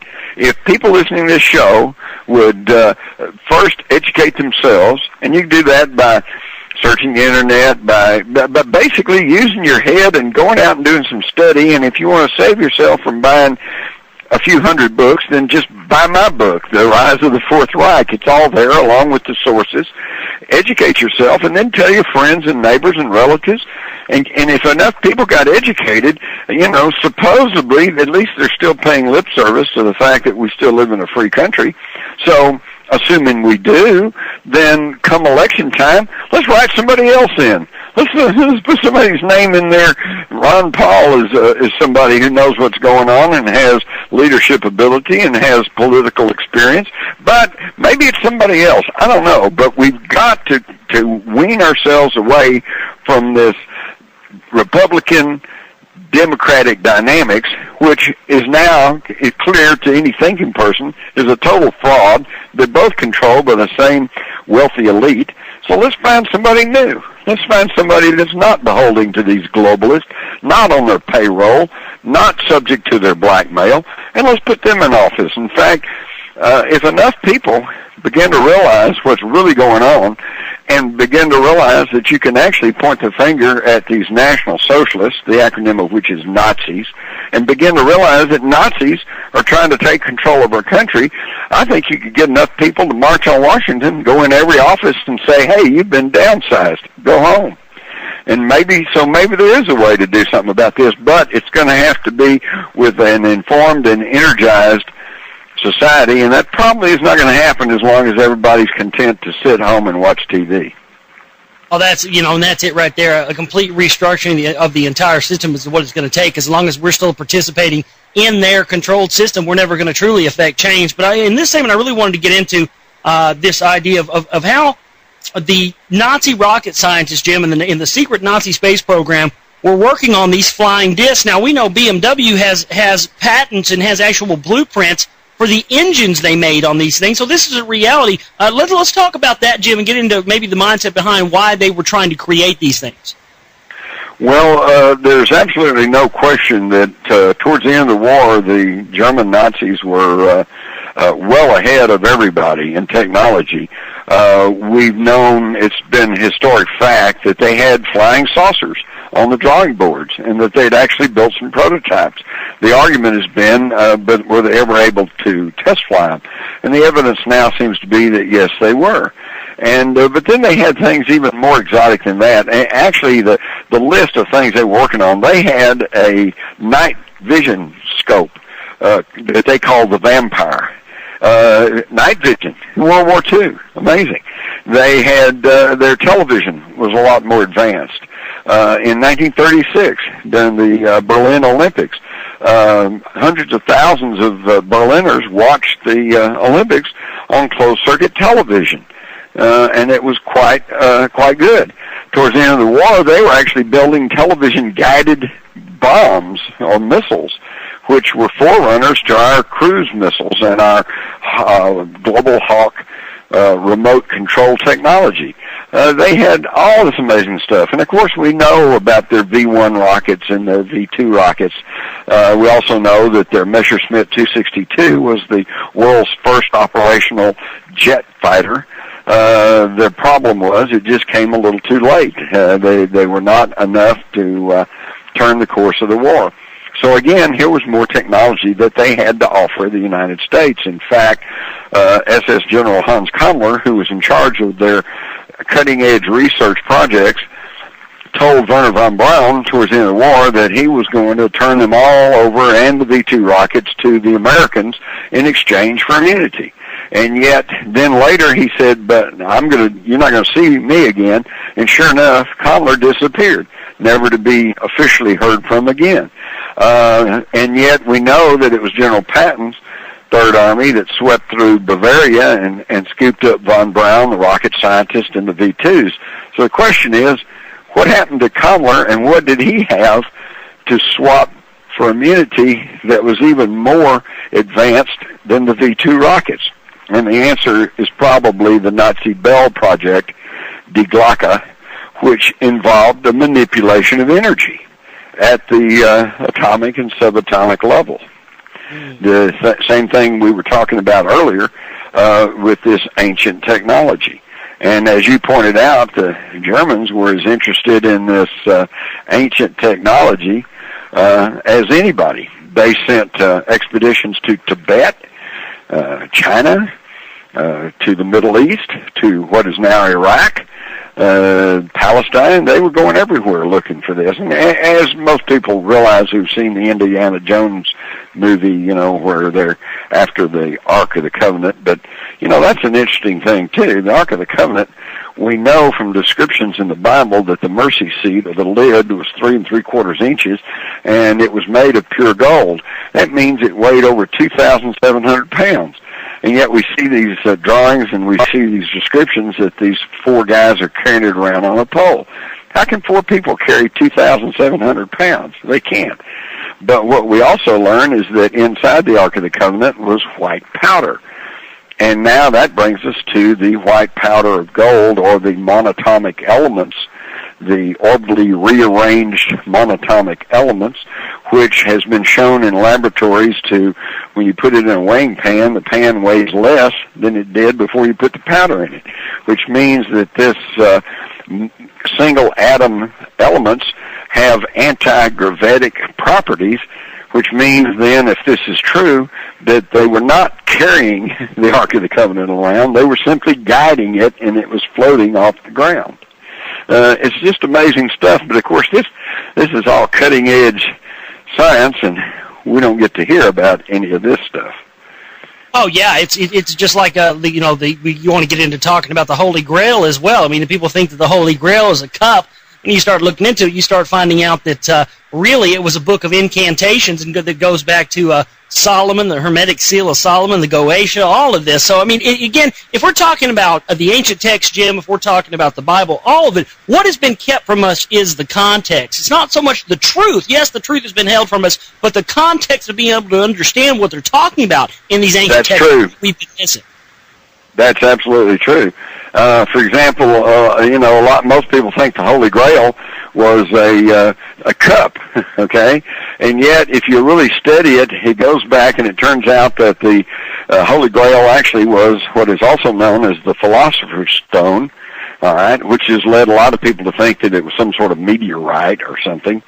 But if you'll study even deeper, you find that the ancient alchemists said that the Philosopher's Stone was actually gold heated and reduced down to a fine powder. It was the white powder of gold. The same thing that Moses apparently was making on Mount Horeb, which in the southern Sinai, which is known as the Mount of Moses, in which in 1904 the British archaeologist Sir William Petrie said he had discovered an ancient Egyptian temple on this mountain and that it had a smelting operation within it. And when they lifted up the flagstones, what did they find? A quantity of white powder. It's this white powder that has anti-gravity properties, may be able to energize energy fields, may be able to create energy fields that can open doorways to perhaps dimensional travel, time travel. Hello. This is the type of things that they're keeping from us. And that's, and again, I can't help but think that there is some next level. I mean, I think that if you look at what they were creating with this advanced technology there, with these flying discs, I mean, it seems like after Paperclip there was this necessity to want to bring it to some other level, Jim, that the Nazis didn't quite get into. I mean, let me ask you this. Do you think there's a possibility that the Nazis could have had their hands on back-engineered technology? Well, that's a good question. I actually addressed that in my book, The Rise of the Fourth Reich. For years, I've heard stories about the fact that they had recovered a UFO or a flying disc in North Africa. No, it's in Europe somewhere, maybe in Poland somewhere. But when you try to follow those stories, they never seem to go anywhere. So I am more inclined, and most of the researchers into this area are now inclined to think that, yes, they were in touch with non-human intelligences, but not through back-engineered physical craft, but from the occult work that was begun in the 1900s and continued up to the 20s, because we all know that the Nazis were deeply occulted. They were the creation of the Thule Gesellschaft, or the Thule Society, which was an occult society, and within the Thule Gesellschaft was even more secretive occult societies, such as the Vril or the Germanian Order, and these people were using what we now call remote viewing, which of course was used operationally by the U.S. Army back in the 80s and 70s and 80s, and the end of about 95 when they said that they stopped their program. And so it was through this psychic ability, this remote viewing, or perhaps something like channeling, that put them in touch with non-human intelligences, who then passed along some of the secrets of this technology. But it's obvious that they had some sort of a source for this just amazing technology that they did come up with. And Hermann Oberth, who was Wernher von Braun's mentor, stated on many times, Jim, openly, that our technology did not come from terrestrial sources. We have been helped. I mean, he openly stated that. Exactly. And so, that's what I want to get into now is this, this idea. I mean, we see the files. We see what during Project Paperclip, where it said, Wernher von Braun, ardent Nazi, and they actually went in and penciled in with a little arrow, not an ardent Nazi, and tried to write that in. Yeah, exactly. And then well, that's the same people. Excuse me.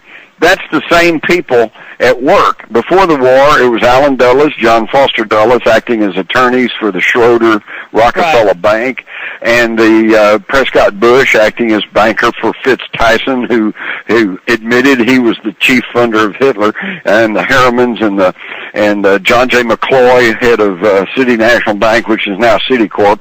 And these are the same people who had backed Hitler, and then they were still there and put in charge after the war. John J. McCoy became the High Commissioner of Germany. He pardoned thousands of Nazis. Allen Dulles became head of the CIA. They'd bring these Nazis over here, and where their wartime paperwork said ardent Nazi, they would change it to not an ardent Nazi. And they'd whitewash their backgrounds. And, of course, people went along with this because, number one, the public didn't know about this. It was all very top secret. Number two, the people who did know about it were either part of the New World Order program, or they were snowed into believing that this was necessary because we had to fight the communists, the Russian communists. We were now locked in a Cold War with them, and we needed these Nazis in our military-industrial complex to give us the wherewithal to combat communism. And, of course, these poor folks didn't have a clue and didn't realize that the very same people who were bringing these Nazis over and turning America into a national socialist state were the very same people and the same families and the same corporations who had financed the Bolsheviks in Russia after World War I and created communism in Russia. So see, they just keep us running from pillar to post, you know. And you've already mentioned what Werner von Braun told his secretary, Carol Rosen, back in the 70s. He said, well, we're in a Cold War now with the communists. He said, but when this doesn't work anymore, it'll be international terrorists, probably from the Middle East, which is where we are now. And he says, when that doesn't work anymore, and it's beginning not to work because people are beginning to figure out that 9/11 was an inside job, and that, you know, we really have more to fear from our national leadership than we do from Middle Eastern terrorists. The next step is a threat from space, right? Absolutely, and that's exactly what I wanted to get into next and move into, because Jim, I mean, what we're starting to see is a lot of this deception. I mean, the deception on the highest scale. I mean, I don't want to open up a can of worms or anything, but I mean, we could get into a whole conversation about you know, whether we went to the moon. I believe we did go to the moon. I don't believe what we were shown on TV was that. I believe it was high technology that was used. They just, you know, did this mock-up to hide the fact they were using high technology to get to the moon. But, I mean, look at all the indoctrination. Larry King is having UFO specials twice a week now. Every day when I do my news gathering for my show, I have almost 2 UFO stories almost every single day now. We've had mass sightings in San Diego, Stephenville, Texas, all over the place, Jim. I mean, are they getting ready to test this technology for a pretext to roll out this false flag alien attack, or what we've seen could be a possibility of maybe these actually are craft, or a little bit of both? I mean, what are we seeing? Okay, first off, you need to read my book, Alien Agenda, which was published in 1997. It is the top-selling non-fiction book on UFOs in the world. It's been translated into about a dozen languages. It is an overview of the UFO situation. And what you're going to find out is that many UFO sightings can be explained as misinterpreted natural phenomena or normal aircraft. Some can be seen as secret government test craft. Some could be seen, especially early on, as these Nazi flying saucers that were being tested and flown around. But underneath all of this is there is a core of sightings and experiences, photographs, films, that cannot be explained away as any kind of conventional earthly explanation. So there is, we are not alone in the universe. That is just basically a fact. And anybody who's in denial of that, again, you will never understand what's really going on in the world, because you can't understand it because you're rejecting a very important piece of the puzzle. Now, what's happening right now, and you quite adequately pointed up all the recent TV and radio and all the stuff, and of course movies, we are in a conditioning process right now. Heretofore, the official government line has been UFOs don't exist. There's nothing out there, folks. And going back to the national polls of the 1950s, that pretty well was echoed by the response of the public in the United States. In the 50s, virtually no one believed that there was any life outside the Earth. But thanks to a conditioning process that we've all gone through with Star Trek, Star Wars, little alien dolls, all kinds of aliens in commercials and everything else, that has been totally turned around. Now, the vast majority of people, more than 85% of the population, now believes that there is life outside the Earth. So now what they're having to do is go through and condition us to hear truthful and meaningful reports on the news media about UFOs, because up until just the last few years, number one, such reports didn't make it on the air, or if they did, then it was done with a snicker and a roll of the eyes to act like, well, there's really nothing to this, just some idiot out in the sticks who claims he saw something. But now, see, we're being conditioned to the idea that it's very real, and that we need to be aware that we are not alone in the universe.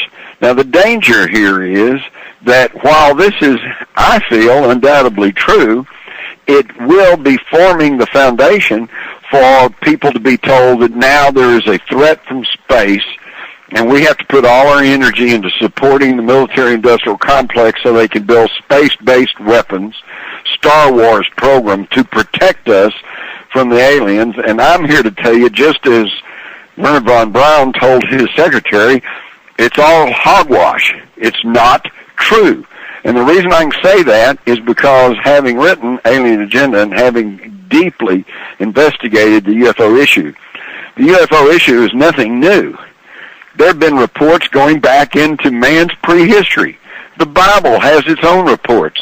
Okay? Ezekiel and the fiery wheel. What else do you, that floats through the air? A wheel in the air glowing? What else do you want? UFO. All the way back to the ancient Romans, the ancient Egyptians, the Chinese with their flying dragons, the Hindu writings, the Vedas, which are among the oldest writings in human history, and they talk about the Vayanas, the flying machines of their gods that could blow up a whole city with one fiery weapon. I mean, we are being told about the truth of our antecedents, but the powers that be don't want us to know this because it would empower us and we would begin to understand what's truly going on.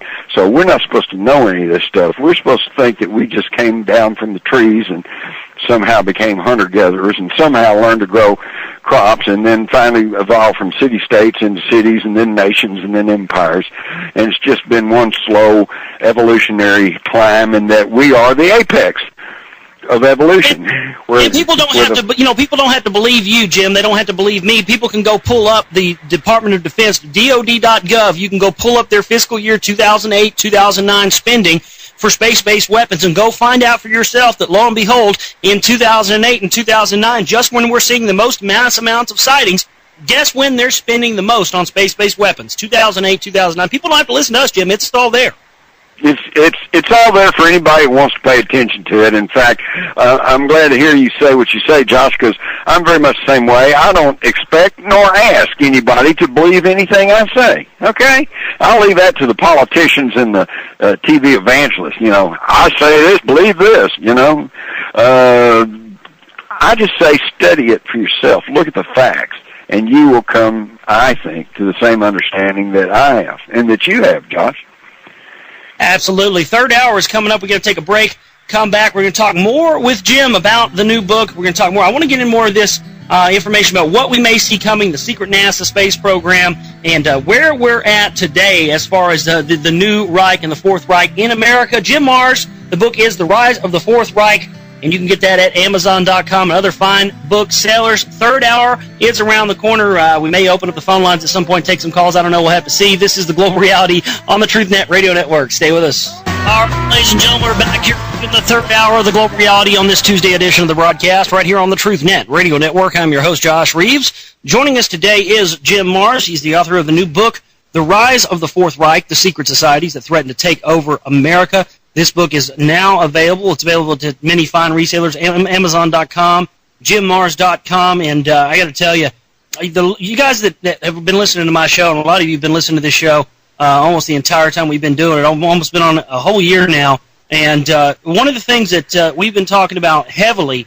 on the show are the ancient text, the ancient knowledge, Samir, the ancient technology, and this idea that what we're seeing in this day and age is an extension of that, and it's amazing. Let me tell you something, folks. He goes into a lot of the hidden knowledge, the hidden technology stuff, just like he did in Rule by Secrecy. I think this is his best book since Rule by Secrecy, to be honest with you, and because he goes into a lot of the various stuff. I mean, this isn't just about the Fourth Reich, folks. This isn't just about new Nazis. He goes into all the aspects, and this is something that, again, we have to be able to decode all the information. And, what's been interesting to me is, I remember back in Rule by Secrecy, Jim had just had a little passage where he mentioned the mysterious rock wall formation there in Rockwall, Texas, and of course I'm working with some others on a documentary of that right now. And what we've been finding is these geopolymers and these this crystalline structure where when you place something heavy on top of the wall, it creates this electrical force, and then we have pre-flood ash found at the bottom of it, going back to what Jim was talking about with the Vedas and these nuclear fires that wiped the earth to ash, and just so happens they found 17-foot-tall skeletons and pre-flood ash outside of this wall in Rockwall, Texas, and no one wants to touch it. I mean, there are things, Jim, that are being uncovered, new civilizations in Turkey that predate Sumer. I mean, what do you see coming? Do you think there are more ancient finds that are going to be found that are going to be maybe used for technological advancements? I mean, what do you see coming in the future, Jim? Well, yes, I think we're going to see lots of new revelations coming out, new discoveries, thanks to modern technology. We have ground-penetrating radar, and we have the ability to explore down to the ocean depths where they're finding ancient cities, buried under thousands of feet of water. We have the ability to truly know the history of this planet and where we came from, which ought to give us some reliable guide as to where we're going. But you have people who do not want us to know these things. This is why, for example, in the early 1920s, they found Egyptian artifacts in the Grand Canyon. And yet the government came in, built huge cranes, lifted them all out, carted everything off, then scrubbed the files of any of this information, and now, except for a few old newspaper articles, you can't find out anything about it. Same thing's happening with the rock wall in Dallas. Funding is suddenly cut off because the people who have the money have the clout. We are, as they say, operating in this country under the golden rule. Whoever has the gold makes the rules. And one of the rules is they do not want us to know our in the world and what we could be doing.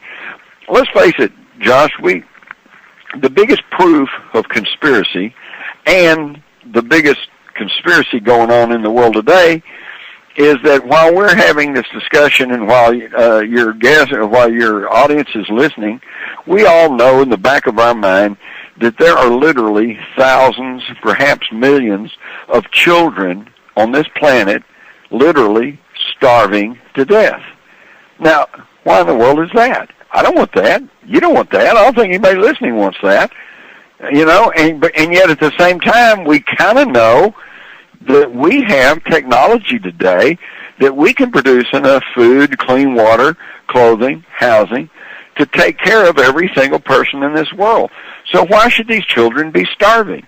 Well, once you get past the facile explanations of, transportation and political governments and blah, blah, blah, what it really boils down to is these children are starving because somewhere somebody wants it that way. If nobody wanted it that way, it wouldn't be that way. So what we have to do is get the conscious level of the masses, of the public, to the point to where everybody understands that everything doesn't have to be the way that it is. There shouldn't be children starving in the world. And that doesn't mean we have to turn to some socialistic, communistic system and, strip away from the haves and give to the have-nots. It simply means that we need to start thinking of new ways to handle things. I was talking with people who belong to my local church here, and they know in our local community who the people are who truly need help. They need food. They need somebody to take care of them. They need clothing. They are truly destitute. They are truly have some really hard times to deal with. And my particular church has a food bank. We gather up food, and once a week people can come in, and we know who these people are. We know who deserves it and who does not, and we simply give the food to the people who need it. Now, this can be done. This can be done all over the world. That's not communistic. That's just charitable. That's helping the people who need help. But when you try to set up a monolithic social system of welfare where somebody in Washington decides who in California or Texas or Missouri deserves to get the welfare, then you are creating a system that's just ripe for central control and for corruption. So, there's just ways of doing things, and we need to start thinking in terms of doing things in different ways. But, of course, that's difficult to do when you have your TV on 24/7, and you're given this slightly skewed vision of how the world is and how it operates, right? Well, that's absolutely right. I mean, how do people don't even know, Jim, what they're supposed to be, knowing is the truth. The fact of the matter is they don't even have any inkling of an iota they've been lied to. So how can anybody possibly know there's something they need to wake up to when they don't even know they're asleep? Exactly. Exactly. And that's the beauty of the National Socialist propaganda machine in this country. In the old Soviet Union, everybody in Russia knew that the government controlled the news outlets, so when they got the news, they took it with a grain of salt, and they kind of read between the lines to try to figure out what the truth was, because they knew the government was not telling them the absolute truth. But in modern America, the National Socialists have gotten pretty smart. They constantly bombard us with news you can trust. All the news there is. All the news that fits. Oh, it's right here. First Amendment. We defend the First Amendment. And so it's really hard to break out of the propaganda when you don't realize that you're being propagandized. It's really amazing. Most people in the United States think they really have a free and wide-ranging media, and therefore they don't even question the propaganda that they're spoon-fed. Oh yeah, the technology makes it look good, and again, as long as it looks good, it doesn't matter. It's all about appearances with these people. That's the same thing with these secret societies or these people in charge. It's all about appearances. As long as the appearances are kept up, they can get away with whatever they're doing. I mean, they just, they hold a puppet over here on the right hand and go, hey, look over here, and then the left hand's doing all the dirty work, and people never know the difference. Left hand's picking your pocket. That's right, and this is exactly what I've been talking about. These National Socialists adhere to the Illuminati methodology of the end justifies the means. So to achieve their ends, they will tell you anything. They will lie. They will cheat. They will steal. They'll pretend to be liberal. They'll pretend to be conservative. They'll pretend to be anything. Okay, and you've got to see past that. And how do we see past that? It's like the old line about how can you tell if a politician's lying to you? Well, it's simple. His lips are moving, okay, because every politician lies to you. They have to. If somebody like Ron Paul comes along and tries to tell you the truth, number one, most people don't want to hear it, and they turn him off. And number two, they ignore him, and they vilify him because they don't want somebody tells the truth. So to be elected to office, you have to lie. You just have to. That's the only way you can get into office. So right away, we're electing nothing but liars. Well, there starts a big part of the problem right there. So how do you find out which ones are the ones that you want to keep? By watching what they do, okay? That's like, I'm concerned about John McCain because by his own admission, for 5.5 years, he was in the hands of communist mind control experts. We know this because of documents that are now available out of the old Soviet Union. They sent Russian mind control experts to Hanoi specifically to work on John McCain. Now, a McCain supporter might say, well, yeah, but he was a tough warrior. He can withstand that. And maybe so. But let's look at his voting record. He's voted for every aid package to Vietnam, and yet he's voted against, dragged his feet, and even vilified the families trying to look into MIAs and missing POWs. What does that tell you? And then, as I understand, that the only memorial to American prisoners in Hanoi is a statue of John McCain, who was an admiral's son and a prime target for mind control. Now, am I the only one concerned about a Manchurian candidate getting his hands on the nuclear trigger? What's wrong with people? Oh, they just don't care. I mean, old Songbird is up there singing along, and everybody's just following him like the Pied Piper. But, this is part and parcel of where we're at, Jim, and I want to kind of shift gears here for a minute just to make sure we get everything in about the book today. I want to get into Kennedy. I want to get into the connection with the black op that happened there. George de Mohrenschildt, the connection as Oswald's handler, his connection to the Nazis. Tell everybody about the whole connection to the Nazis and the Kennedy assassination, Jim. Well, when I set off to write The Rise of the Fourth Reich, I knew that I would be dealing with the National Socialist infiltration and attempted takeover of the United States. I never thought that I would actually be dealing with the Kennedy assassination. And yet, as I went along, having dealt with the Kennedy assassination for so many years, it suddenly dawned on me that that there's just too much there to ignore it. So, and you mentioned George de Mohrenschildt. Well, George de Mohrenschildt was the last known close personal friend of Lee Harvey Oswald, okay? And the key thing is that I spent a lot of time with his wife, and she told me that George initially was a Nazi agent. In fact, he was arrested by the FBI during World War II for being a Nazi agent. Come on. Hello? Really? Yeah. Come on. Serious? Serious. and so then, of course, and then he was rolled into the CIA and became a CIA operative, and that's what he worked for. His closest friend was J. Walter Moore, who was the domestic sections chief in Dallas, Texas, at the time of the Kennedy assassination, and officed, I think, in the same building, and was certainly good friends with George de Mohrenschildt, the last known close personal friend of Lee Harvey Oswald, the accused assassin. So we have that tie. We have the tie that the Paynes, where Maureen Oswald was living at the time of the assassination, Michael Payne and Ruth Payne. Michael Payne worked for Bell Helicopter and was worked in conjunction with General Walter Dornberger, who was by then a vice president of Bell Helicopter there in Fort Worth, and who had been a Nazi Luftwaffe general in charge of the concentration camp Dora that provided slave labor for the Peenemünde V2 and V1 rocket sites. So, wow, all of a sudden we see more Nazis.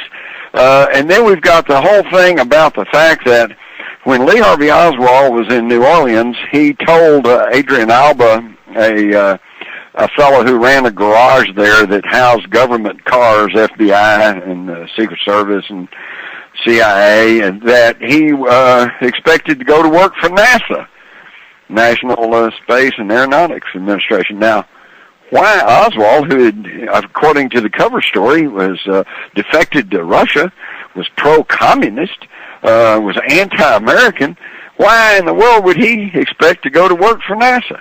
Well, we find out that in the Jim Garrison investigation into the conspiracy that killed President Kennedy, he wanted to subpoena 4 or 5 employees of the Riley Coffee Company who had worked with Oswald to show that he was actually working for the United States government and was an undercover agent posing as a pro-communist. And yet he was never able to get these 4 or 5 people to come testify because suddenly they were all went to work for a NASA facility outside New Orleans, and NASA said that they couldn't come testify on the basis of national security. So we just see the footprints of the Nazis all the way through the Kennedy assassination, right up to the fact that John J. McCloy and Allen Dulles, 2 of the most prominent supporters of Hitler and the Nazis, who then were in power in the 50s to bring the Nazis over here, whitewash their records, and to propagate National Socialism in the American system, sat on the Warren Commission and determined that Lee Harvey Oswald was the sole assassin of President Kennedy. Wow. I mean, what more do you want? Oh yeah, and of course all involved were all Knights of Malta. I mean, you had the Dulles brothers were Knights of Malta. Clay Shaw was Knights of Malta. I mean, on and on and on. I mean, look. We know who was involved. We know what the signature was. And the fact of the matter is we are just now finding out about some of this stuff, Jim. And none of these people have ever gone out of power. And what are we going to see come down the road? I mean, are the black operations that these people pull off from the Kennedy assassination, 9/11? I mean, are these done? What is the next level of this? Is it going to be a nuke? Is it going to be a false flag alien attack? I mean, what are these people cooking up next to get this National Socialism achieved on a grand scale? Well, to answer your question, Josh, anything that would work for them. Okay.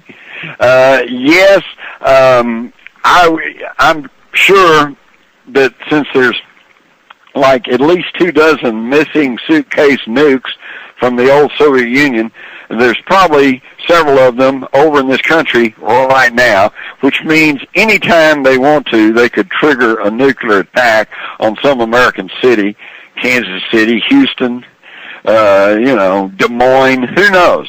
And but the thing that has kept them from doing that is so far they've been able to keep the lid on all of their skullduggery because of their control over the media. But if they ever lose that grip, and if it looks like war crime trials are coming up, or that they're going to be thrown out of power in Washington, D.C., then you better believe they'd go ahead and trigger another false flag attack just to institute martial law and to panic the population and to keep their power base secure. The main reason that they are holding off doing that is because if there was a terrorist strike, a nuclear strike on an American city, it would so disrupt this country. And as we already know, our economy's tottering at the moment, and it might be enough to push it over the edge, cause the whole U.S. economy to collapse. If that was to happen, it would pretty well collapse the Western economy. And they don't really want, they're going to hold that off as long as they can, because they're going to soak every dollar of profit out of the economy that they can. That's why even the old farmers knew that you had to let the land lay fallow for a season or so that it would give back twice the abundance. We all know that you have to conserve your resources, and you have to put a little something back in. Even the old corporate trust barons of the 1800s, they knew that you had to give a little back to get more back, and they also felt gratitude for the fact that their city or their state had given them the opportunity to accumulate great wealth, and so they would put it back in the form of backing the fine arts or the museums or whatever. You don't see that today. It's all take and no give. And so, to me, it's quite clear that these people, these globalists, this wealthy elite, they realize that it's not going to be here very much longer, and so they're going to try to take all they can while they can.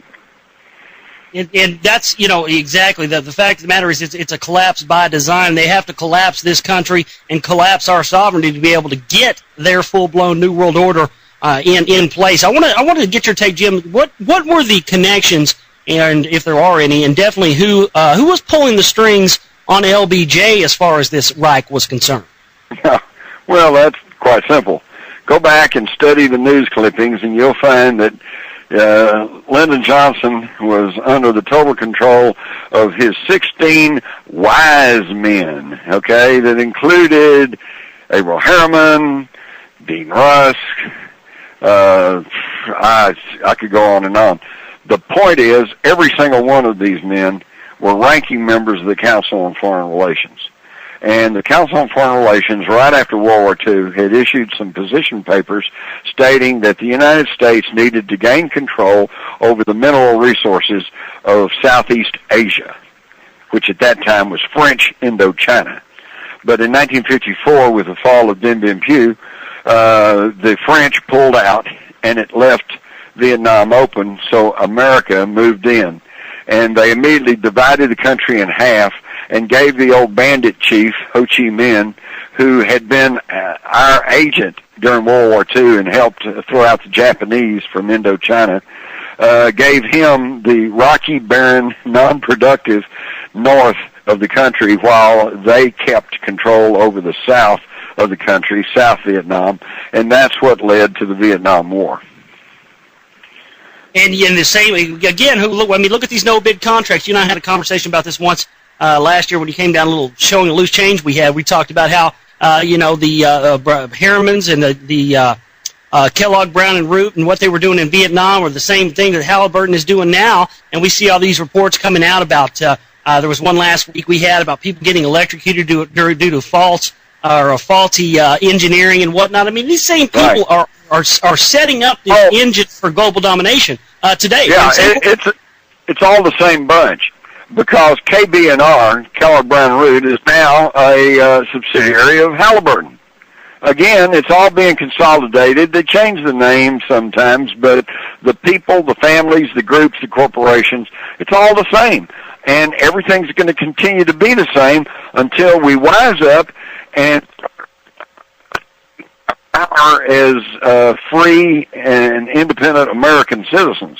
And one way we can do that, by the way, and this is one of the upsides of corporatism or fascism, the blending of corporate and state power, is that the corporations generally operate on one key principle, and that is to keep the profit line up, which gives us actually some measure of control over them.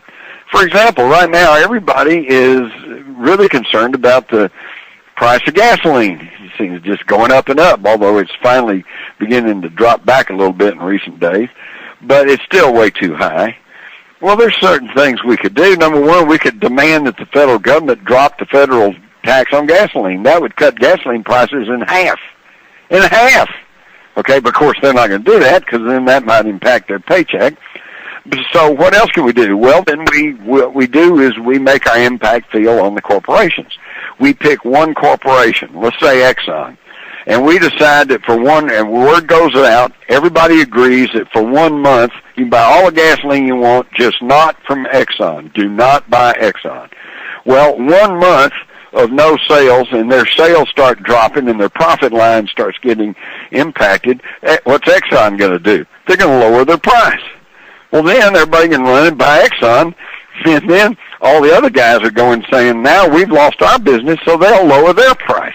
That's in that way we could actually exert some impact and some control over these corporations.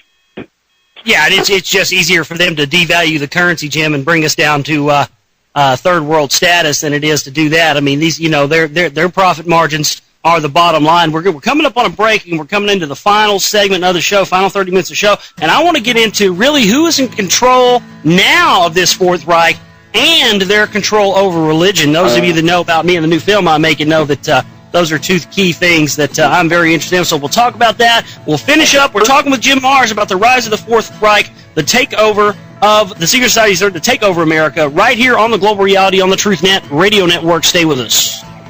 All right, ladies and gentlemen, we're back here with you on the Global Reality final half hour of the broadcast today with our guest, Jim Marrs. His new book is The Rise of the Fourth Reich, the secret societies that threaten to take over America. That is available at Amazon.com and other fine retailers. I tell you what, most of the time what we're trying to get people to get into these days, because nobody reads anymore, is videos and websites and whatnot. But I got to tell you what, again, if you don't read one book this year, you have to get out. I mean, this book has to be read by our audience because, I mean, this is everything we've been talking about for the past 8 months, and Jim Marrs is bringing you a concise, wrapped-up form. And one of the things that we've talked about before with Jim is that's anything you can do to take action is worth it. I mean, even if you get this book and you have something tangible and concrete, it's not like you listen to my show for 8 months and you hear me spout all this information and you don't know where to go get it all. Well, I mean, you can go get Rise of the Fourth Reich and you have a reference now. You can go take this and you can show people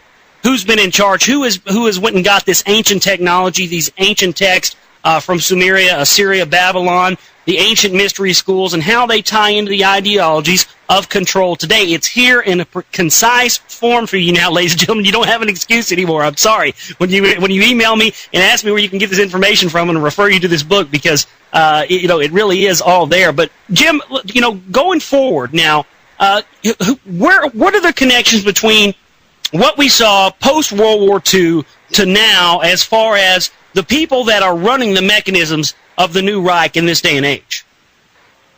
Well, again, it's the same people and their proteges and their offspring.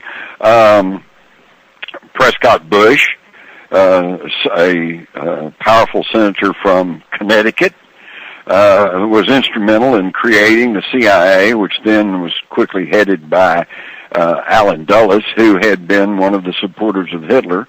And then Prescott Bush himself was actually prosecuted in late 1942 under the Trading with the Enemies Act for being nothing but a financial frontman for Hitler and the Nazis. And of course, then his son goes on, George Herbert Walker Bush. He was one of the few people who was not purged from the Republican National Committee by Richard Nixon, who was put into office with Nazi money. And he said, keep Bush, because he's a team player. He'll do it. And between Bush and Nixon, they began to fill the Republican Party with these ethnic committees, Ukrainians for Bush, Lithuanians for Bush, and that were made up of all these ex-Nazis and pro-Nazis from Eastern Europe, and this is how they began to infiltrate and turn the Republican Party, which once had stood for true conservatism, to neoconservatism, which is nothing more than National Socialism. And again, they adhere to the Illuminati motto, the end justifies the means, so they will say we're conservative, we're liberal, we're pro-choice, we're anti-choice, we're pro-life, we're anti-life. You know, they'll say anything. They will say anything to achieve their ends, and this is what has got us into this debacle that we find ourselves in today. The war on terror, the war on drugs.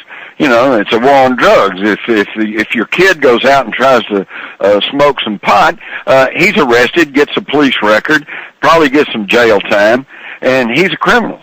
But if you go and get Prozac, which is 94% fluoride, and you numb yourself down and you go through the day totally on drugs, hey, that's okay because that's big farm. You know, and that's all right. I was flabbergasted some years ago when watching TV with my daughters, and they come on and they say, here's a public service message that says, just say no to drugs. And then it's immediately followed by a drug ad that shows a beautiful lady, you know, wandering through the flowers, and it says, you know, want a date? Don't feel good? Take a pill. Look at the mixed messages that we're sending to our young people. It's just truly incredible, and it all has to do with the corporate control of America and the corporate control over the government of the United States, and that blending of corporate and state power is the very dictionary definition of fascism. And let me tell you, here's how it works. It's this simple. There are people who are the Green Party, for example. People who are into environmentalism. People who are into vegetarianism. All this is just fine. That's wonderful stuff. But let's stop and remember that Hitler was a vegetarian. Hitler was against hunting. Hitler was anti-gun. Hitler was anti-alcohol. Hitler was anti-smoking. Hitler built the modern freeway systems in Europe and was the first to initiate pollution controls in Europe. He was a New Age person, and their dream come true. But he enforced that through government decree. You can't do this, and you can't do that, and you must do this, and you must do that. Wanting to support environmentalism or a good, clean lifestyle or good health care is wonderful. But when you start dictating it through the state, that's fascism. And people need to understand that distinction. I'm sure you do, Josh. Oh, yeah, this whole, cult of global warming, as I call it now, with Al Gore is no different than that, Jim. I mean, it's the exact same thing. Exactly. And I'll give you another example. To me, it's so simple, and yet nobody seems to grasp it. Let's go to the no smoking thing. You know, I've lived the whole lifetime. When I was young, Lucille Ball and Humphrey Bogart were on the top. I think we may have lost Jim there, Mike. We'll have to get reconnected to him. But, yeah, exactly. I do know what Jim, are you with us? Jim, are you with us? I think we lost Jim, Mike. Maybe we'll try to reconnect to him. But, yeah, I know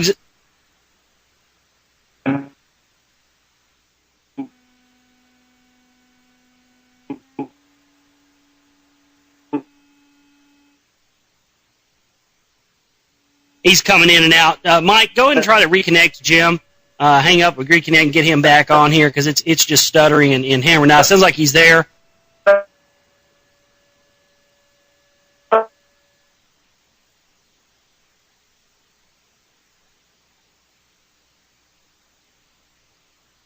Yeah. Go ahead and reconnect to Jim there. He's stuttering coming out. We're going to have to get reconnected. But I want to say what Jim's saying.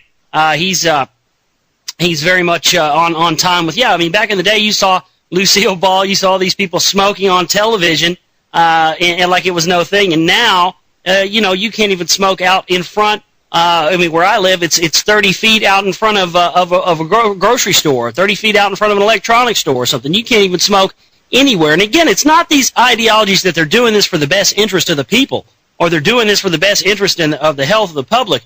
They're doing this to bring down tyranny and socialism onto the public. That's what it's all about.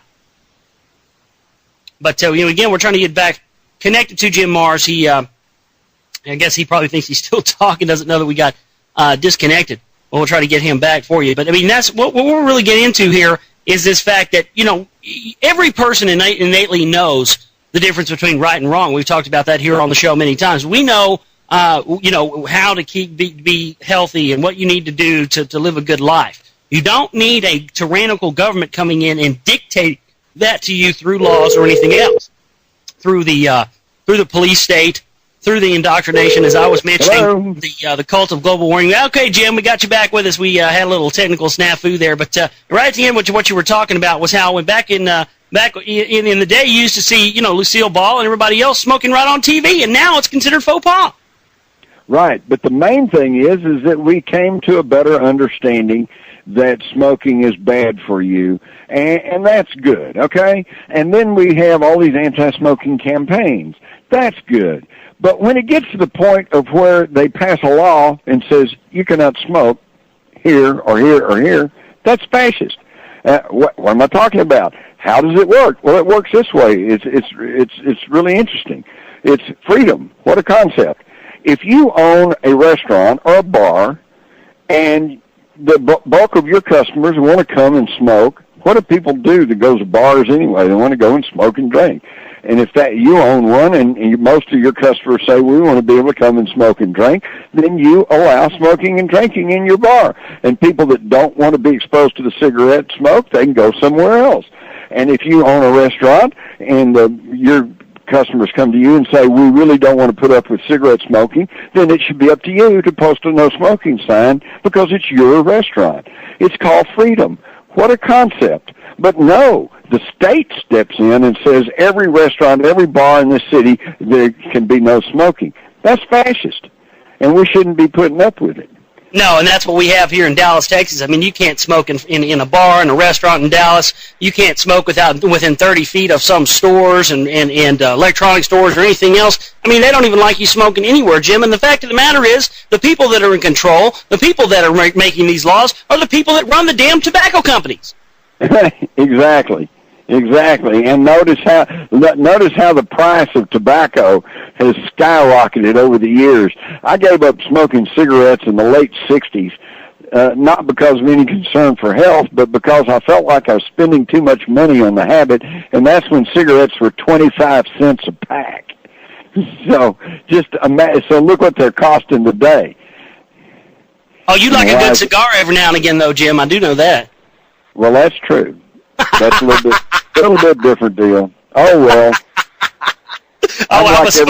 I'm like everybody else in this hypocritical society. Do what I say, don't do what I do. That's right. As I'm outside talking to you, lighting one up, and Jim saying, Josh, you ought to quit smoking. As Jim's lighting on a cigar, I love it. Yeah, that's exactly how we do it, man. I mean, but again, we don't need anyone dictating to us, Jim, what is right and what is wrong. Just like we don't need a priest class, this modern day priest class that runs the churches or runs the Vatican or runs whatever else you want to say. I mean, these ancient mystery school religions. A lot of people don't know, Jim, that what used to be the government was the priest class. The people that had the hidden knowledge were the ones that were making the laws and making the rules. This is just transmogrified into this thing where now it's government, but it is the modern day priest class that's keeping the secrets from us and using it as a form of enslavement.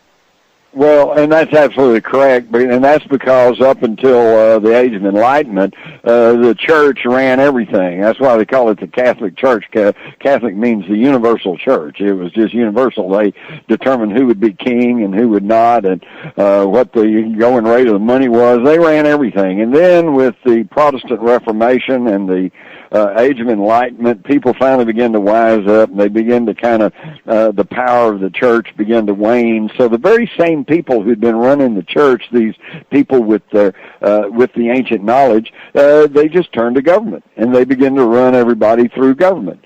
and people have been trying to avoid that for centuries.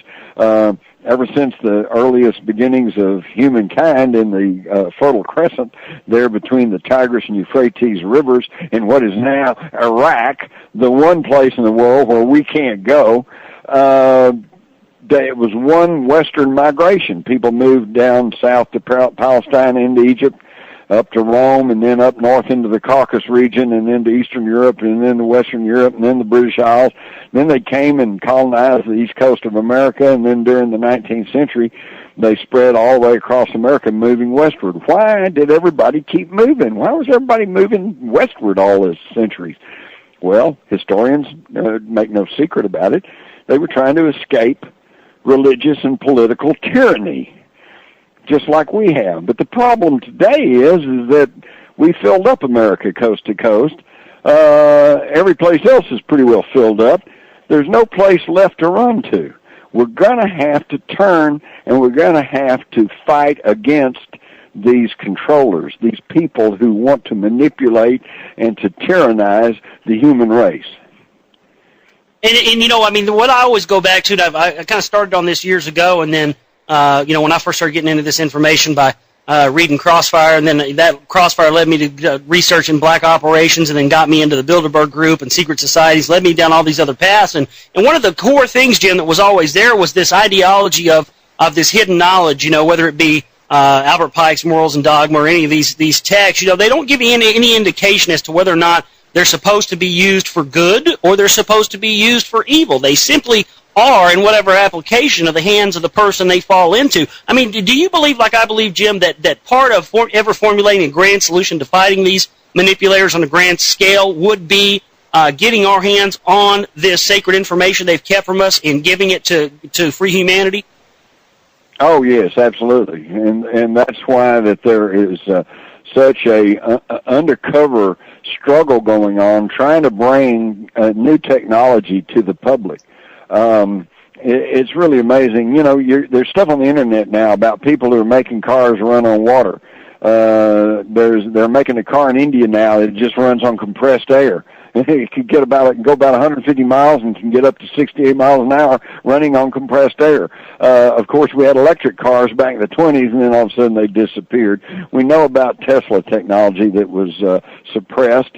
Well, Rudolf Diesel, when he invented the diesel engine, invented an engine that was going to run on organic matter and vegetables and corn or whatever, okay?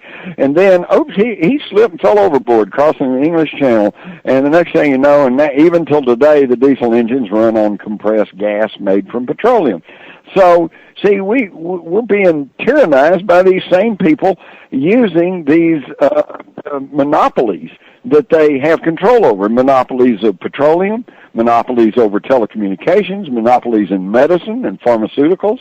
It's amazing. And if we're truly going to be free, we should have freedom of choice in the marketplace.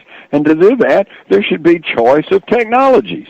Why should I be dependent on ever-increasing prices of gasoline when I could be running a car on water vapor? It's all there. This is not conspiracy theory. This is not some science fiction.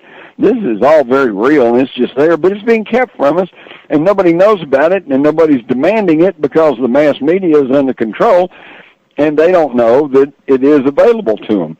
This is why I think that the first step is to create lines of communication that are not under the control of these 5 corporations, so that we can actually share information with people, not only about politics and lifestyles and pharmaceuticals, but about energy technology, transportation technology.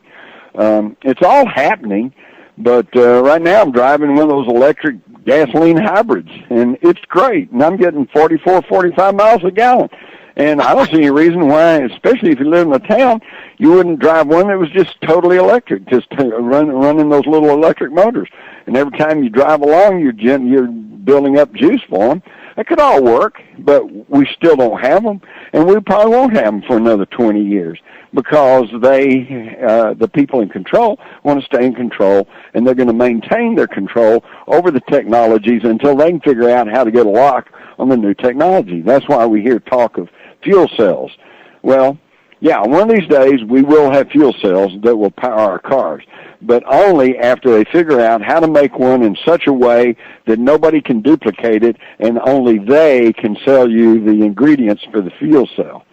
So we've just got to start doing things in different ways.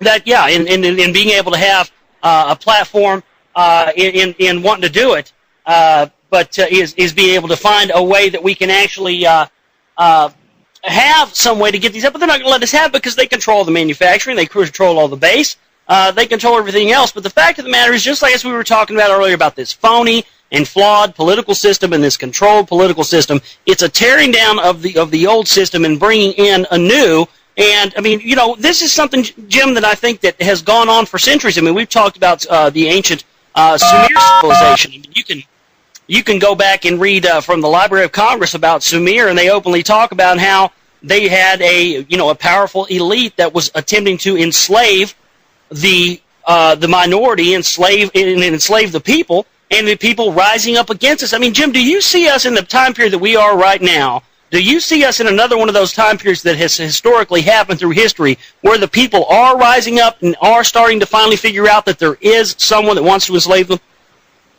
Yes, I think so. In fact, that's actually a lot of people who are into the issues that we've been discussing. They get very depressed, and they get very cynical and very negative, and they go, "Oh man, it's the writing's on the wall. The economy's going to collapse. Blah blah blah." Actually, we're living in quite an exciting period right now, and and I guarantee you, over the next 4 years, and of course, we won't get into the whole 2012 thing, but over the next 4 years, we're going to see some dramatic and significant changes taking place. I, for one, think that when 2013 comes around, you and I and all of us listening, we're all going to still be here. But I think we will agree that we're not living in the same world that we were living in 2008. Just like now, in 2008, we can all agree we're not living in the same world we were living in 2001 prior to 9/11. So there is actually a very exciting time, but it's also a time that calls for involvement. You can't just sit and watch TV and hope that somebody else is going to take care of it, because that's what we've said for years, and unfortunately, they are taking care of it. But they are not the people that you want taking care of it. They are the National Socialists that are now trying to corral and tyrannize the entire world. And it's time for all of the caring and concerned and thinking people to start figuring out, what can I do to do my part? And I would say, for the most part, for most of us, it falls into education. You have to talk to the people you work with. You have to talk to your family. You have to talk to people at your churches, your synagogues, wherever. You have to start speaking out. You have to stand up in support of freedom and individual liberty, the Constitution of the United States, the Bill of Rights. Apply it equally across the board to everyone. And again, in other words, become part of the solution instead of being part of the problem. Well, and Jim, you keyed in off a few very, very important things right there. There is a line in the sand. I think we're going to see more of a line in the sand drawn between this type of information, fear-mongering an individual and getting them scared to death in the fetal position in the corner, and actually being, empowered by this information. I'm not scared by this information, Jim. I'm empowered by it because I know who I'm up against. The cards are on the table. I know who it is I have to defeat. And so it really is a lot more empowering than it is when you're just kind of going through your life wondering why bad things happen to you all the time and you don't know what's going on. I mean, once you find out who you're up against, that gives you the ability, now I need to go get some more people on board with this, so maybe we have a chance at fighting these people. And I agree with you wholeheartedly on the assessment about 2012. What we're seeing is we're moving out of the old age and into the new age. I mean, just like Zabrina Brzezinski in 1969 in his book Between Two Ages, The Rise of the Technotronic Era, talked about manipulating humans in a chemical way and having a computer by the end of the 20th century and into the 21st century, having a worldwide computer system to be able to track and trace everywhere everyone went, and any sort of law enforcement individual would have access to that information. And what are we seeing? We're moving into a new age where the lies that have been put down upon the human populations are no longer going to be in to stay in a place, but it's up to us what we do with that information. Exactly.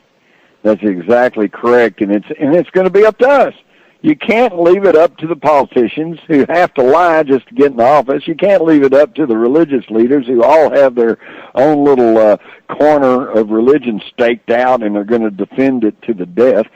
You can't. You have to start thinking for yourself, and you have to ally yourself with with people who also are thinking for themselves. And you have to, most importantly, you have to operate from the standpoint of truth. Because if you're not operating from the standpoint of truth, the truth of what's happening in this country, the truth of what's happening in the world, the truth of what's happening in our solar system, then you'll never be able to make a correct decision on anything. And the illustration I use is, if you're walking through the woods and it's dark and spooky and you hear a rustling in the bushes, you get fearful.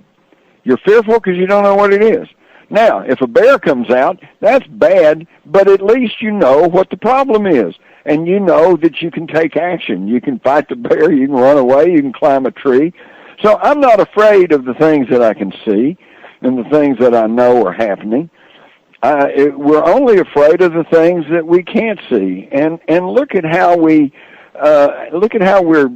whipped around today by our so-called leaders.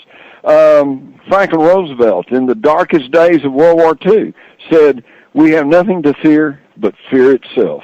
And he combined all Americans, black, white, young, old, male, female. He got out. Everybody was an American, and we all pitched in, and we got the war fought and won. Okay? Today, what do we get? Terrorist alert orange. Another terrorist group thought to have been broken up. A bunch in Florida thought to be connected to Al-Qaeda, which turns out they're not. But we're told this all the time, constantly, constant fear-mongering.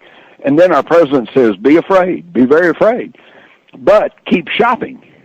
It's ridiculous, folks. Come on, stand up and be real Americans. Let's stand up for freedom. That's it. That's it right there. Jim, I want to thank you so much for coming on and spending the 3 hours with us out of your day. It's unbelievable, and I can't thank you enough, my friend. And I want to try to get you back up closer to November for the 45th anniversary of JFK and do a big JFK show for our audience. How about it? That sounds good, and we'll see if we can figure out who was behind that. Oh, I think we might after all. Jim, I want to thank you so much and for coming on with us, and we'll talk to you again soon. Okay, thank you now. All right, Jim Marrs, ladies and gentlemen, the new book is The Rise of the Fourth Reich, available at Amazon.com. Go out and get a copy of this book. You have to have this book, ladies and gentlemen. That's our show for today. My name is Josh Reeves. I love each and every one of you. We'll see you back here tomorrow for the show. Stay tuned for a special presentation of Bill Cooper, Mystery Babylon, coming up next on Midnight on Mike Chambers, TNR Live. Coming up next. Take care, guys. We'll see you later.